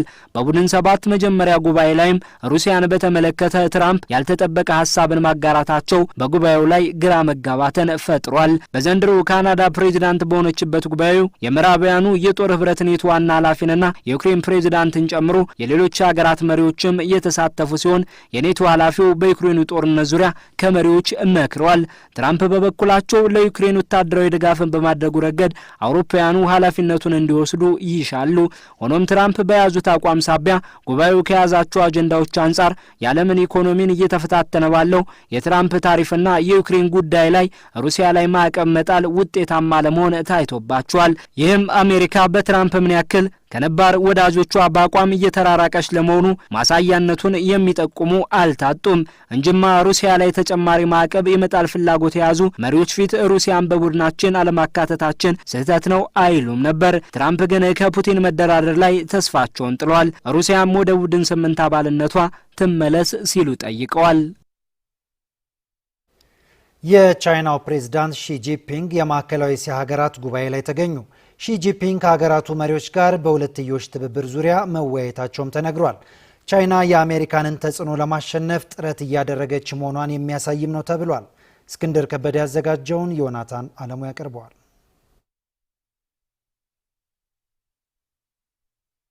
የቻይናው መሪ ሺጂንፒንግ የማዕከላዊ እስያ መሪዎችን ማግኘታቸው የተገለጸ ሲሆን ይህም ለቻይና የዲፕሎማሲ ስራ በር የሚከፍትላት ነው ተብሏል። ቻይና የቀጠናው ቀዳሚ የንግድ አጋር ስትሆን ሩሲያ ዋነኛ ተጽዕኖ ፈጣሪ መሆኗ ይነገራል። አሜሪካ ከቅርብ ዓመታት ወዲህ ተጽዕኖዋን ለመፍጠር እየሞከረች ነው። ማዕከላዊ እስያ ከካስፒያን ባህር እስከ ምዕራብ ቻይና ያሉትን የእስያ አህጉር ሀገራት የሚይዝ ነው። የማዕከላዊ እስያ ቀጠና ለንግድና ለወታደራዊ እንቅስቃሴ ሚናው የጎላ በመሆኑ የሺጂንፒንግ ጉባኤ ቁልፉን ቦታ ይይዛል። የእስያ ጉባኤ ትልቅ ቦታ የተሰጠ ሆኗል። ለመጀመሪያ ጊዜ 5 የማዕከላዊ እስያ ሀገራት ቀጠናዊ ጉባኤውን እያካሄዱ ናቸው። የማዕከላዊ እስያ ጉባኤ ምን ፋይዳ አለው የሚለውን ትኩረት የሰጡበት ተንታኞች ቻይና የአሜሪካንና የሩሲያን ተጽዕኖ ለማሸነፍ ትጠቀምበታለች ይላሉ። ይህ ደግሞ የሺጂንፒንግ በካዛኪስታን አስታና አጀንዳቸው ሆኗል። የአሁኑ የአስታና ጉባኤ ከፈረንጆቹ ከሰኔ 16 እስከ 18 የሚካሄድ ሲሆን ሺም ከመሪዎቹ ጋር የሁለትዮሽ ውይይት ማካሄድ ጀምሯል። ይህ ደግሞ እንደ አሜሪካ ያሉትን ሀገራት የሚያስደነግጥ ያደርገዋል። የቻይናና የማዕከላዊ እስያ ሀገራት ሀሳብ መለዋወጣቸው የጋራ ትብብርን በማድረግ ዓለም አቀፍና ክልላዊ ጥቅሞች ላይ ስለመተባበር አስፈላጊነት ላይ መነጋገራቸውን የቻይና የውጭ ጉዳይ ሚኒስትር ቃል አቀባይ ተናግረዋል። የካዛኪስታን ፕሬዝዳንት ጽህፈት ቤት ሁለቱ ሀገራት የሁለትዮሽ ግንኙነትን ለማጠናከር መነጋገራቸውን የገለጸ ሲሆን ሺጂንፒንግ በመድረኩ ላይ ትልቅ ቦታ እንደተሰጣቸው አብራርቷል። ይህም አጠቃላይ ስትራቴጂክ አጋርነት ከፍ እንዲል የሚያደርግ መሆኑን ጠቅሰዋል። የማዕከላዊ እስያ ሀገራት ከቻይና ጋር አጋር መሆናቸው ዘርፈ ብዙ ትብብር እና በጋራ ስትራቴጂክ ጉዳዮች ላይ እንዲያጠናክሩም ያደርጋል ተብሏል። በቀጠናው ላይ የሚደረገውን ወታደራዊና ኢኮኖሚ እንቅስቃሴን ለማጠናከርም የሚያግዝ ያደርገዋል። ከቻይና ጋር በትብብር መስራት የማዕከላዊ እስያ ሀገራት የክልሉን መረጋጋት ለማረጋገጥ፣ ኢኮኖሚያዊ እድገትን ለማምጣት፣ ዘመናዊነትን ለማስቀጠልና ዲፕሎማሲያዊ እድገትን ለመፍጠር እንደሚረዳቸው ተዘግቧል። ማዕከላዊ እስያ የተተረፈረፈ የኢነርጂ ሀብት ያለው ሲሆን ቻይና ሰፊ ገበያ፣ የተሻለ ቴክኖሎጂና መሰረተ ልማት ልታቀርብ እንደምትችል ይገመታል። የቻይና የውጭ ጉዳይ ሚኒስትር ቃል አቀባይ በሰጡት ጋዜጣዊ መግለጫ የቻይና ማዕከላዊ እስያ ስትራቴጂ በቻይናና በማዕከላዊ እስያ ሀገራት ያለውን ትስስር የሚያጠናክር ነው ብለውታል። የአሜሪካው ፕሬዝዳንት ዶናልድ ትራምፕ በካዛክስታን የክልሉ ትልቋ ኢኮኖሚ ባለቤት ላይ 27 በመቶ ታሪፍ የጣሉ ሲሆን በሌሎቹ ሀገራት የጣሉትን ታሪፍ ወደ 10 በመቶ መቀነሳቸው ይታወሳል። የቻይናው ፕሬዝዳንት ሺ ጂንፒንግ ከአምስቱ መሪዎች ጋር በመገናኘት ከፍተኛ ደረጃ እቅድ ማውጣታቸው ይነገራል። የሺ ጂንፒንግ በሁለተኛው ጉባኤ መገኘታቸው የሚያስተላልፈው መልእክት የዋዛ አይደለም የተባለ ሲሆን ቀጠናው ላይ ሚናዋን ለመወጣትም ለቻይና ቁልፍ ሚና እንደሚኖረው ተነግሯል። ቻይና ከፍተኛ ስትራቴጂክ ጠቀሜታ ለማዕከላዊ እስያ ሀገራት መስጠቷንም ያሳያል። ባለሙያዎች እንደሚሉት የቻይና ማዕከላዊ እስያ ጉባኤ C5+1 ማዕቀፍ ብለው የሚጠሩት ሲሆን 5 የቀጠናው ሀገራትን የሚያካትት መሆኑን ያሳያል። ቻይናን ጨምሮ እንደማለት ነው። በተለይም የቻይናው ፕሬዝዳንት ሺ ጂንፒንግ በዓለም ፖለቲካ ላይ ከትላንት ዛሬ ተጽዕኖ እየፈጠሩ መምጣታቸውን ለአሜሪካ ስጋትን የሚጭር ሆኗል። ኤንቢሲ ማታን ነው በቀጥታ ስርጭት እየተከታተላችሁ የምትገኙ ተመልካቾቻችን፣ አሁንም ቀጥለናል። በቀጥታ የቴሌቪዥን ስርጭት ላይ የሚሳኤል ጥቃት የተሰነዘረባት ኢራናዊቷ ሳሃን ኢማም በዓለም ዙሪያ አነጋጋሪ ሆናለች።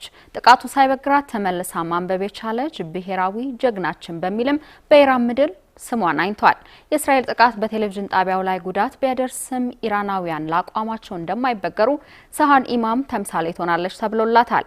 የአብስራ ሚሊዮን ስለዚች ጋዜጠኛ ትነግረናለች።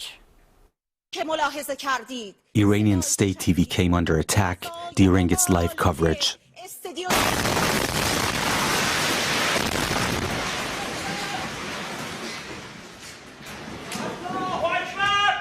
እንደ አውሮፓውያኑ አቆጣጠር በ1985 በኢራን መዲና ቴህራን ነው ይቺን ምድር የተቀላቀለችው። ትላንትና ምሽት በተፈጠረ ቅጽበት በመላው ዓለም እውቅናን ያገኘችው ዜና አንባቢ ሳሃር ኢማሚ በፋርሶቹ ምድር በአሁኑ ሰዓት ማን እንደሷስ ብሔራዊ ጀግና ሳለ እየተባለላት ነው። ሳሃር ኢማሚ ምንም እንኳን የመጀመሪያ ዲግሪዋን በአግሪካልቸራል ኢንጂነሪንግ ተያዘ እንጂ በነበራት የአመታት ፍላጎት ወደ ሚዲያ ስራ በፈረንጆቹ 2010 ተቀላቅላለች። ከዛን ጊዜ አንስቶ በቴህራን በሚገኙ ሚዲያዎች እስከ መንግስታዊ የቴሌቪዥን ጣቢያ ዋና ዜና አንባቢነት ድረስ በበርካታ ዘርፎች ሰርታለች።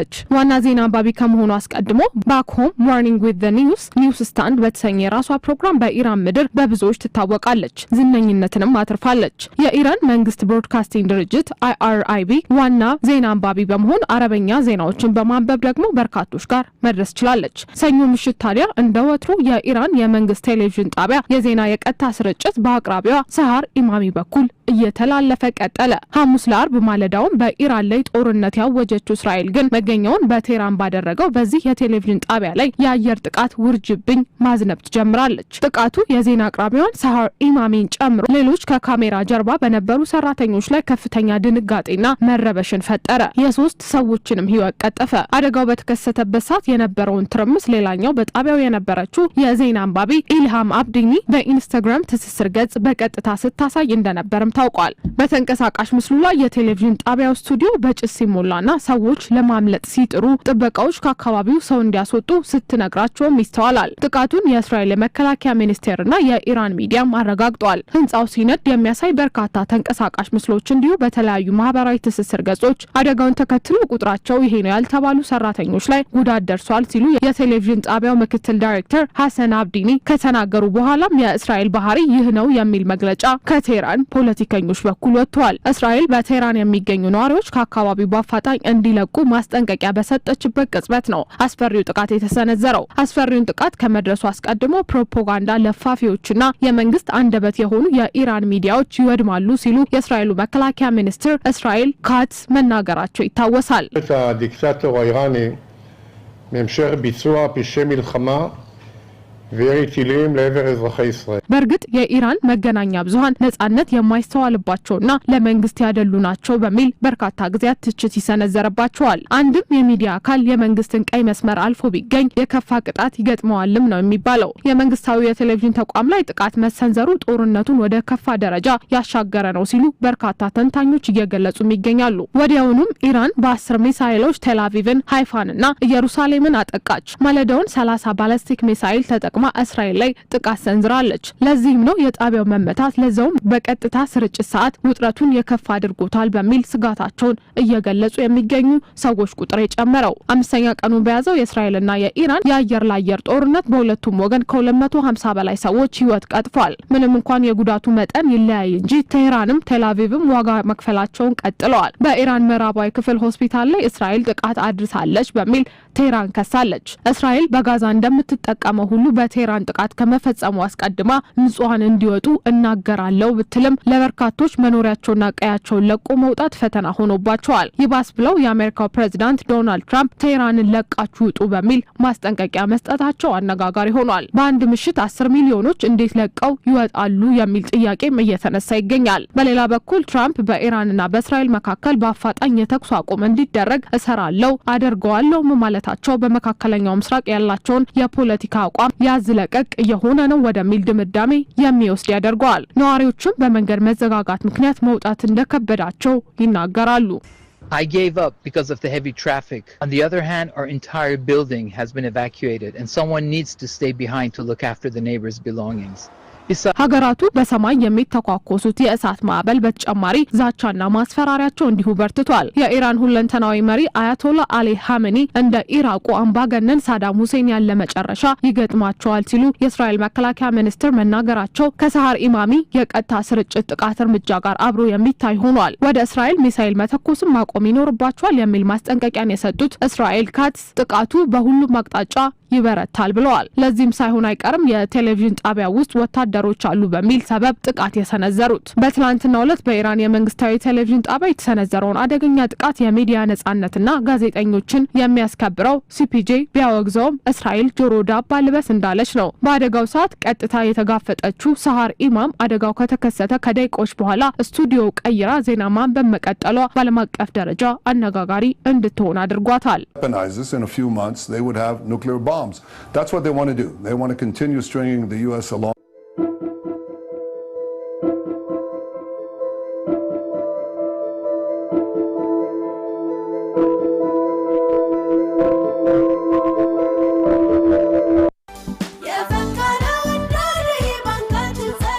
የዋና መስሪያ ቤት አድራሻ ለውጥ ማስታወቂያ ለውድ የጸደይ ባንክ ደንበኞቻችን ጸደይ ባንክ አክሲዮን ማህበር ዋና መስሪያ ቤቱን ለጋር ከሚገኘው አመልድ ኢትዮጵያ ህንጻ የባንክ ኢንዱስትሪ መንደር በሆነው ሰንጋተራ ወዳስገነባው ባለ 35 ወለል ህንጻ መቀየሩን ያሳውቃል። በመሆኑም ውድ ደንበኞቻችን በዋናው መስሪያ ቤት የሚሰጡ አገልግሎቶችን የምታገኙት ሰንጋተራ ከጤና ሚኒስቴር አጠገብ በሚገኘው አዲሱ ዋናው መስሪያ ቤታችን መሆኑን በአክብሮት እናሳውቃለን። የጸደይ ባንክ ለጋር ቅርንጫፍ ግን አሁንም አገልግሎቱን ባለበት በአመልድ ኢትዮጵያ ህንጻ መሬት ወለል ላይ እየሰጠ መሆኑን ባንካችን በአክብሮት ያሳውቃል። ጸደይ ባንክ የሁሉም ባንክ።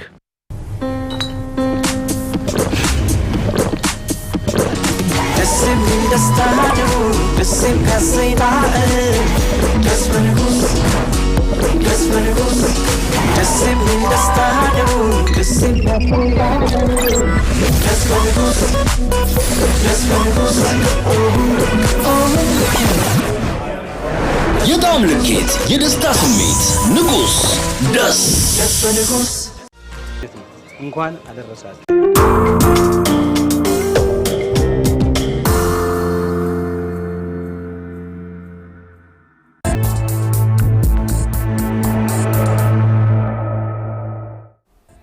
ተመልካቾቻችን ወደ ቢዝነስ መረጃዎች አለፍን። የኢትዮጵያ አየር መንገድ ከአዲስ አበባ ወደ ህንዷ ሃይድራባድ የመጀመሪያውን የመንገደኞች በረራ አስጀምሯል። አየር መንገዱ ከአዲስ አበባ ወደ ሃይድራባድ በሳምንት 3 ጊዜ የሚያደርገውን የመንገደኞች በረራ በትላንትናው ዕለት ነው በይፋ ያስጀመረው። የኢትዮጵያ አየር መንገድ የመንገደኞች አውሮፕላን ሃይድራባድ ሲደርስም በከተማው አመራሮች ደማቅ አቀባበል ተደርጎለታል። አዲሱ በረራ በእድገት ላይ ያለችውን ሃይድራባድ ከተማ ከአዲስ አበባና ከሌሎች የአፍሪካ ከተሞች ጋር የማስተሳሰር ሚናው ጉልህ እንደሚሆን ተመላክቷል። ሃይድራባድ ለኢትዮጵያ አየር መንገድ 6ኛ የህንድ መዳረሻ ስትሆን በአሁኑ ወቅት በሳምንት ከ50 በላይ የመንገደኞችና የካርጎ በረራዎች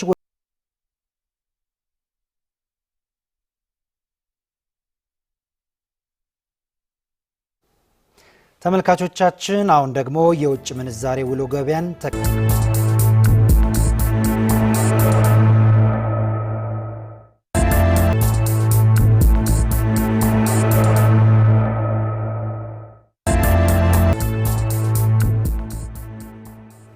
ወደ ውጪ የቢዝነስ መረጃ ስናልፍ እስራኤልና ኢራን ወደ ጦርነት መግባታቸውን ተከትሎ የነዳጅ ዋጋ እንዲሁም ዓለም አቀፍ ኢኮኖሚው አለመረጋጋት ውስጥ ገብቷል።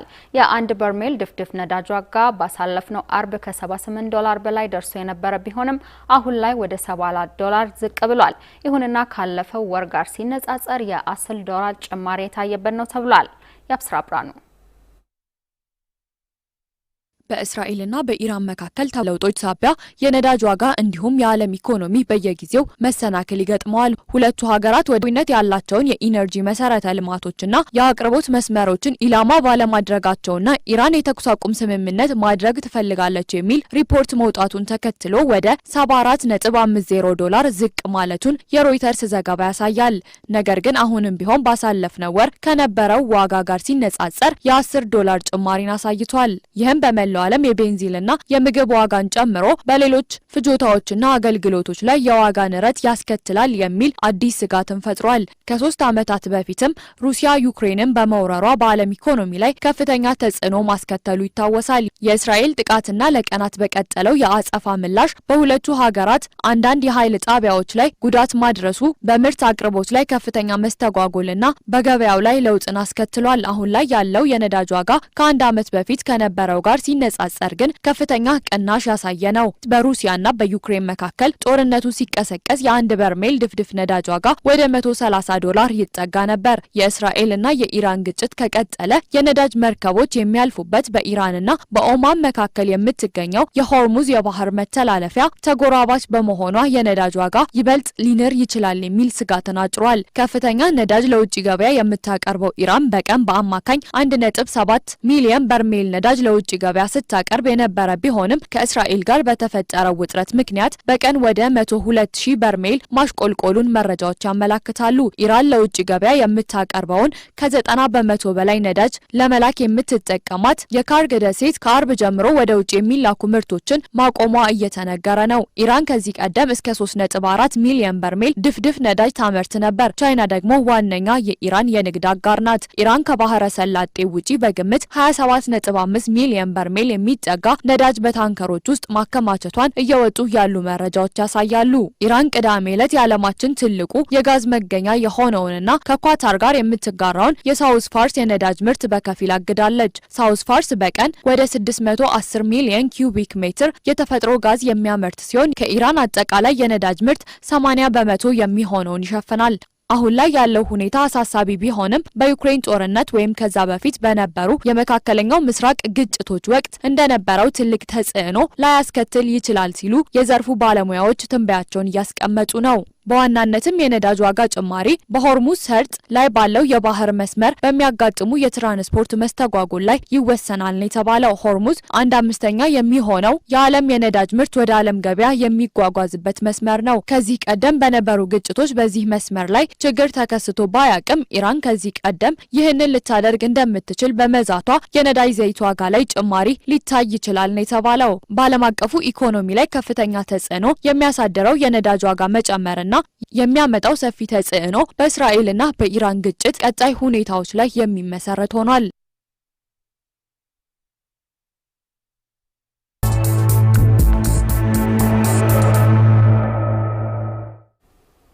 ከቅርብ ጊዜ ወዲህ የአይን ህመም ላለበት ሰው የሚታዘዙ አለፍ ሲልም ፀሐይን ለመከላከልና ለጌጥ የሚያገለግሉ መነጽሮች ፋይዳቸው በላቀ ሁኔታ ጠቀሜታ እንዲኖራቸው ተደርገው እየተሰሩ ነው። ስማርት መነጽሮቹ ቅጽበታዊ መረጃን ወደ እይታ መስመር በማስገባት ሰዎች በኮምፒውተር የታገዘ መረጃን ከእውነተኛው ዓለም ጋር አዋህደው በቀላሉ እንዲጠቀሙ እያስቻሉ መሆናቸው ተገልጿል። ሰላማዊት ወልደገሪማ ትነግረናለች። የዓለማችን ትላልቅ የቴክኖሎጂ ኩባንያዎች በየጊዜው አዳዲስ የቴክኖሎጂ ውጤቶችን በመፈብረክ በዘርፉ ያላቸውን ተወዳዳሪነት ለማስቀጠል በመጣር ላይ ይገኛሉ። በተለይም ዘመን አመጣሹን ሰው ሰራሽ አስተውሎት በመጠቀም እንደበሰው የሚታዘዙ አለፍ ሲልም ፀሐይን ለመከላከልና ለጌጥ የሚያገለግሉ መነጽሮች ፋይዳቸው በላቀ ሁኔታ ጠቀሜታ እንዲኖራቸው ተደርጎ እየተሰሩ ነው። እነዚህ መነጽሮች በዋናነት የተራቀቀ የእይታ ስርዓት የተገጠመላቸውና ከዲጂታል የመረጃ ምንጭ ጋር የሚያገናኙ ናቸው። ስማርት መነጽሮች በየቀኑ ከቴክኖሎጂ ጋር የምንገናኝበት መንገድ በመቀየር ከስማርት ስልኮች ማለትም ከእጅ ስልኮቻችን የተሻለ አገልግሎት ሊሰጡ ይችላሉ የሚሉ መረጃዎችን በስፋት እየተነሱ ነው። እንደ ሜታ፣ ጉግልና አፕል ያሉ የቴክኖሎጂ ኩባንያዎች ከፍተኛ መዋዕለ ንዋይ በማፍሰስ የወደፊቱን የግንኙነት መስመር አድማስ የላቀ ለማድረግ እየሰሩ ስለመሆኑ መነገር ከጀመረ ሰንበትበት ብሏል።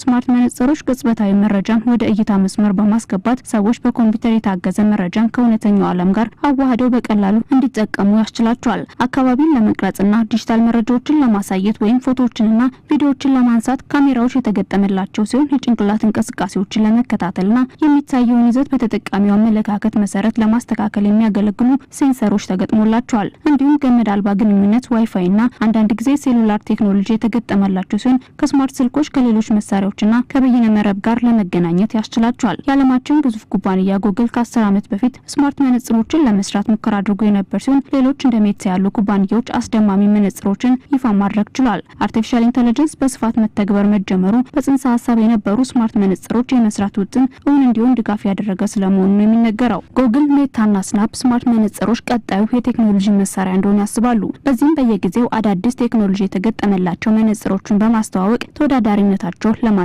እየጣሩ ነው። የስናፕ ተባባሪ መስራችና ዋና ስራ አስፈጻሚ ኢቫን ስፒገል በፓሪስ በተካሄደው የስናፕ የፈረንሳይ ዋና መስሪያ ቤት ምረቃ ስነ ስርዓት ላይ ስፔታክስ ኦግሜንትድ ሪያሊቲ ምናባዊ ስክሪኖች የተገጠሙለት መነጽር ለብሰው ታይቷል። እነዚህ መነጽሮች በስናፕቻት የቴክኖሎጂ ኩባንያ ስናፕ የተሰሩና ለገበያ የቀረቡ ለባሽ የቴክኖሎጂ አይነቶች ናቸው። ከዚህ በፊት የነበሩ የስፔታክለስ ትርኢቶች በዋናነት ፎቶዎችንና ቪዲዮዎችን ከመጀመሪያው ሰው እይታ ላይ ለመቅረጽ ያተኮሩ የነበር ቢሆንም አዲሶቹ ፈጠራዎች ከእውነተኛው ዓለም ጋር በተቀላጠፈ ሁኔታ ለማዋሃድ የተሰሩ እውነተኛ መነጽሮች ናቸው። ስናፕ በ2026 አርቲፊሻል ኢንተለጀንስ የታጠቁ የአይን መነጽሮችን እየሰራ መሆኑን ባለፈው ሳምንት አስታውቋል። በየጊዜው የተለያዩ በርካታ የቴክኖሎጂ ኩባንያዎች ያልተሳኩ ሙከራዎችን ለበርካታ ዓመታት ያደረጉ ሲሆን በአሁኑ ሰዓት አስደማሚ ውጤቶች እየታዩ ነው። የፌስቡክና ሌሎች ማህበራዊ ትስስር ገጾች እናት ኩባንያ የሆነው ሜታ የተለያዩ ስማርት መነጽሮችን እየሰራ ይገኛል። በርካታ አዳዲስ ፈጠራዎችን አካቶ እንደ አውሮፓውያን አቆጣጠር 2023 ለገበያ የቀረበው ሬን ባይ ሜታ ውበትና ቴክኖሎጂን በአንድ ላይ ያጣመረ ነው ይባልለታል። ኩባንያው ከዚህ ጊዜ አንስቶ የላቀ ኦግሜንትድ ሪያሊቲና ሌሎች አዳዲስ ቴክኖሎጂዎችን ያካተተ ኦራኒዮ የተሰኘ ስማርት መነጽርን ጨምሮ በርካታ ምርቶች ለተጠቃሚዎች አስተዋውቋል። በየጊዜው የስማርት መነጽሮች ተፈላጊነት እየጨመረ መጥቷል። የስማርት መነጽር ገበያው በ2024 ከተመረቱ 3.3 ሚሊዮን ዩኒቶች በ2026 ወደ 13 ሚሊዮን ያድጋል ተብሎ እንደሚገመት ጥናቶች ይጠቁማሉ። በሜታ የተሰሩ የስማርት መነጽሮች ገበያ በ2025 ከነበራቸው 8.8 በመቶ ድርሻ በ2026 ወደ 14 ሚሊዮን እንደሚያድግ ዓለም አቀፍ ዳታ ኮርፖሬሽን አመላክቷል። የስማርት መነጽሮች ተፈላጊነት እያደገ በመምጣቱ በትላልቅ የቴክኖሎጂ ኩባንያዎች ያለው የገበያ ፉክክር እየጨመረ ይገኛል። እነዚህ የቴክኖሎጂ ኩባንያዎችን በቀጣይ አዳዲስ ፊቸሮችን በመጨመር ለየት ያሉ ስማርት መነጽሮችን በመስራት ላይ መሆናቸውን አስታውቋል። ስናፕና አፕል በሚቀጥለው ዓመት የሚለቀቁ አዳዲስ ምርቶች እንደሚኖራቸው ብሉምበርግ ዘግቧል። በዓለም ዙሪያ ካሉ በሺዎች ከሚቆጠሩ አየር መንገዶች መካከል በላቀ አገልግሎት አሰጣጥ የደንበኞችን ቀልብ መግዛት የቻሉ ጥቂቶች መሆናቸው ይነገራል። በ2025 በወጣው መረጃ መሰረት የደቡብ ኮሪያ አየር መንገድ የዓለም ምርጡ አየር መንገድ ተብሎ ተሰይሟል። በዓለም ላይ ካሉ ምርጥ አገልግሎት አሰጣጥ ከ1 እስከ 5 ደረጃ የተሰጣቸውን አየር መንገዶች ሄርሜላ ተመስገን ታስቃኘናለች። በዓለም ዙሪያ ካሉ በሺዎች ከሚቆጠሩ አየር መንገዶች መካከል የደንበኞቻቸውን ልብ በላቀ አገልግሎት ያሸነፉ የአየር መንገዶች ጥቂት ናቸው። እንከን የለሽ የበረራ ተሞክሮ በማቅረብ የሚታወቁትን የዓለማችን ምርጥ 5 አየር መንገዶች እናስቃኛችሁ። እነዚህ አየር መንገዶች ከተሳፋሪዎች ምቾት እስከ የበረራ ላይ መስተንግዶ ድረስ ባሳዩት የላቀ ብቃት ከ1 እስከ 5 ደረጃ ተሰጥቷቸዋል። እንደ አውሮፓውያን አቆጣጠር በ2025 በወጣው መረጃ መሰረት የደቡብ ኮሪያ አየር መንገድ የዓለም ምርጡ አየር መንገድ ተብሎ ተሰይሟል። ይህ አየር መንገድ ለፈጠራ ከሁሉም በላይ ደግሞ ለተሳፋሪዎች ምቾት ያለው አገልግሎት የሚሰጥ ሲሆን ከወጪ ቅነሳ ይልቅ የመንገደኞችን ምቾት በማስቀደም ታውቋል። ለተጓዦች በሚመቹ መቀመጫዎች እንዲሁም የአውሮፕላን ስፋትና ልዩ አገልግሎት አየር መንገዱ በአገልግሎት በፈረንጆቹ 2025 የመጀመሪያውን ስፍራ ይዟል። ደቡብ ኮሪያን ከተለያዩ የዓለም መዳረሻዎች ጋር በማገናኘት በዓለም አቀፉ የአቪዬሽን ኢንዱስትሪ ውስጥ ትልቅ ሚና እየተጫወተ ይገኛል። በሀገሪቱ የአየር ትራንስፖርት ስርዓት በተለይም በዓለም አቀፍ የመንገደኞች ትራፊክ ቁልፍ አስተዋጽኦ እያበረከተ ነው። አየር መንገዱ እንደ አውሮፓውያን አቆጣጠር በ1969 የተቋቋመ ሲሆን በአሁኑ ወቅት በዓለም አቀፉ የአቪዬሽን ኢንዱስትሪ ውስጥ ስማቸው ከገነነ አየር መንገዶች ቀዳሚ ነው። አየር መንገዱ 167 አውሮፕላኖች ያሉት ሲሆን 39 አገሮች ውስጥ ወደ 101 ከተሞችና 10 የሀገር ውስጥ በረራዎች ያደርጋል። አየር መንገዱ ከቦይንግ እና ከኤርባስ የተውጣጡ አውሮፕላኖች ባለቤት ነው። እነዚህ በእስያ፣ በአፍሪካ፣ በአውሮፓ፣ በደቡብ አሜሪካና በሰሜን አሜሪካ ወደሚገኝ መዳረሻዎች ይበራሉ። የደቡብ ኮሪያ አየር መንገድ ከኤር ሜክሲኮ፣ ፈረንሳይና ዴልታ አየር መንገድ ጎን ለጎን የስካይ ቲም መስራች አባል ነው። በፈረንጆቹ 2024 $10 ቢሊዮን ገቢም አስመዝግቧል። በሁለተኛ ደረጃ የምናገኘው የኳታር አየር መንገድ ነው። ኪውሱት የሚባል ልዩ መቀመጫ የሚያቀርበው ይህ አየር መንገድ ተጓዦቹን በምቾት ከማጓጓዝ ጀምሮ እስከ ደህንነት እና ስራ አመራር በተለያዩ መስኮች ላይ ባለው ስኬት ይታወቃል። የኳታር ባንዲራ ተሸካሚ የሆነው የኳታር አየር መንገድ በዓለም ዙሪያ ከ170 በላይ መዳረሻዎች ያሉት ሲሆን ከ200 በላይ አውሮፕላኖች ባለቤት ነው። የኳታር ኤርዌይስ ካርጎ እህት ኩባንያም ግንባር ቀደም ዓለም አቀፍ የአየር ጭነት ማጓጓዣ ነው። በዱሃ የሚገኘው ሐምዳ ዓለም አቀፍ አውሮፕላን ማረፊያ እንደ ዋና ማዕከል ሆኖ ያገለግላል። አየር መንገዱ ኤርባስ A320፣ A330፣ A350፣ ቦይንግ 737 ማክስ፣ ቦይንግ 77 እና ቦይንግ 787 ድሪም ላይነር ጨምሮ የተለያዩ አውሮፕላኖች አሉት። የኳታር ኤርዌይስ ካርጎ ከ50 በላይ የጭነት መዳረሻዎች ያሉት ዓለም አቀፍ የአየር ጭነት ማጓጓዣ ነው። በተወሰኑ አውሮፕላኖች ላይ ያሉ መንገደኞች በበረራ ወቅት የዋይፋይ እና የጂኤስኤስኤም አገልግሎት ማግኘት ይችላሉ። ይህም ለደንበኞች እርካታ ከፍተኛ አስተዋጽኦ እንዳለው ይነገራል። ለመንገደኞችም በበረራ ወቅት ብዙ አይነት ፊልሞች፣ የቲቪ ሾዎች፣ ጨዋታዎችና ሙዚቃዎችን እንደ ፍላጎታቸው እንደሚመለከቱ ያስችላል። በዚህም በፈረንጆቹ 2024 $2.1 ቢሊዮን ገቢ ሊያስመዘግብ ችሏል። በሶስተኛነት የምናገኘው ደግሞ የኒውዚላንድ አየር መንገድ ነው። ይህ አየር መንገድ እንደ ሌሎቹ ሁሉ እንደ አውሮፓውያን አቆጣጠር በ1940 ተመስርቶ በዓለም የተለያዩ ሀገሮች የሚሄድ የዓለም አየር ጉዞዎች በመስጠት ታዋቂ ተቋም ነው። ኒውዚላንድ አየር መንገድ በየዓመቱ በሚካሄዱ የተለያዩ ዓለም አቀፍ የአየር መንገዶች ውድድር ውስጥ የሚሳተፍ ሲሆን በተለይም ውብ በሆነ አገልግሎት፣ አስተማማኝ በሆነ የትኬት ዋጋ ይታወቃል። በዚህም በፈረንጆቹ 2025 የሶስተኛነት ደረጃን ይዟል። አየር መንገዱ ከተሳፋሪዎች ባለፈ የካርጎ ጭነት አገልግሎት በመስጠት በዓለም አቀፍ ደረጃ ታዋቂ ነው። በፈረንጆቹ 1965 ኤር ኒውዚላንድ የሚለውን ስያሜ የተቀበለ ሲሆን የመጀመሪያ ባለቤትነት በኒውዚላንድ 50%፣ በአውስትራሊያ 30% እና በብሪታንያ 20% ባለቤትነት የተያዘ ነበር። 20 የሀገር ውስጥና 28 ዓለም አቀፍ የመንገደኞች መዳረሻ ያሉት ይህ አየር መንገድ የኦክላንድ አየር ማረፊያ የአየር መንገዱ ዋና ማዕከል ነው። ቦይንግ 787 ድሪም ላይነር፣ ኤርባስ 320፣ ኤቲአር ጨምሮ በድምሩ 108 አውሮፕላኖች አሉት። በፈረንጆቹ 2024 $5.9 ቢሊዮን ገቢ አስመዝግቧል። በአራተኛነት የምናገኘው ደግሞ የሆንግ ኮንጉ ካታይ ፓሲፊክ አየር መንገድ ነው። እንደ አውሮፓውያኑ አቆጣጠር 1946 የተቋቋመው ካታይ ፓሲፊክ በሆንግ ኮንግ ላይ የተመሰረተ ነው። በአጠቃላይ 179 አውሮፕላኖች ያሉት ሲሆን ከነዚህም ኤርባስ 321፣ A330፣ A350 እና ቦይንግ 777 ጨምሮ የተለያዩ አይነት አውሮፕላኖች በውስጡ አቅፎ ይዟል። አየር መንገዱ አነስተኛ ዋጋ ያለው አገልግሎት ሰጪ ተቋም ሲሆን ለተጓዦች ጥራት ያለው አገልግሎት አቅራቢ መሆኑ ይነገርለታል። ይህ አየር መንገድ በዋነኝነት በእስያ እንዲሁም አውሮፓ፣ ሰሜን አሜሪካና ሌሎች ሀገሮች ድረስ የሚዘረጋ ሰፊ መዳረሻዎች ያሉት ሲሆን ከ200 በላይ ወደሚሆኑ ስፍራዎች ያቀናል። በሚሰጠው የተሟላ የደንበኞች አገልግሎት አየር መንገዱ በፈረንጆቹ 2024 አጠቃላይ $9.8 ሚሊዮን ገቢ አስመዝግቧል። የሲንጋፖር አየር መንገድ ለደንበኞቹ በሚሰጠው ቀልጣፋና ተመራጭ አገልግሎት በአምስተኛ ደረጃ ላይ ይገኛል። በዓለም አቀፍ ደረጃ ከ130 በላይ መዳረሻ ከተሞች ጋር ግንኙነት ያለው አየር መንገዱ በአውሮፓ፣ እስያ፣ አፍሪካና አሜሪካ ውስጥ በሚገኙ በርካታ ከተሞች ላይ ይበራል። በፈረንጆቹ በ1947 የተመሰረተው ይህ አየር መንገድ በፍጥነት በንጽህና እንዲሁም በጥሩ አገልግሎት ስሙ ግንባር ቀደም ነው። ይህ አየር መንገድ ከሌሎች ጋር ሲነጻጸር በዋጋ እርካሽ የሆነ አገልግሎት በማቅረብም ይታወቃል። የበረራ ውስጥ መዝናኛና ነዳጅ ቆጣቢ አውሮፕላን ያሉ ፈርቀዳጅ የፈጠራ ስራዎችም ሰርቷል። በኮቪድ-19 ክፉኛ ጉዳት ደርሶበት የነበረው አየር መንገዱ ቀስ በቀስ ወደ ቀድሞ አቋሙ መመለስ ችሏል። በፈረንጆቹ 2024ም $103 ሚሊዮን ገቢ ሊያገኝ ችሏል።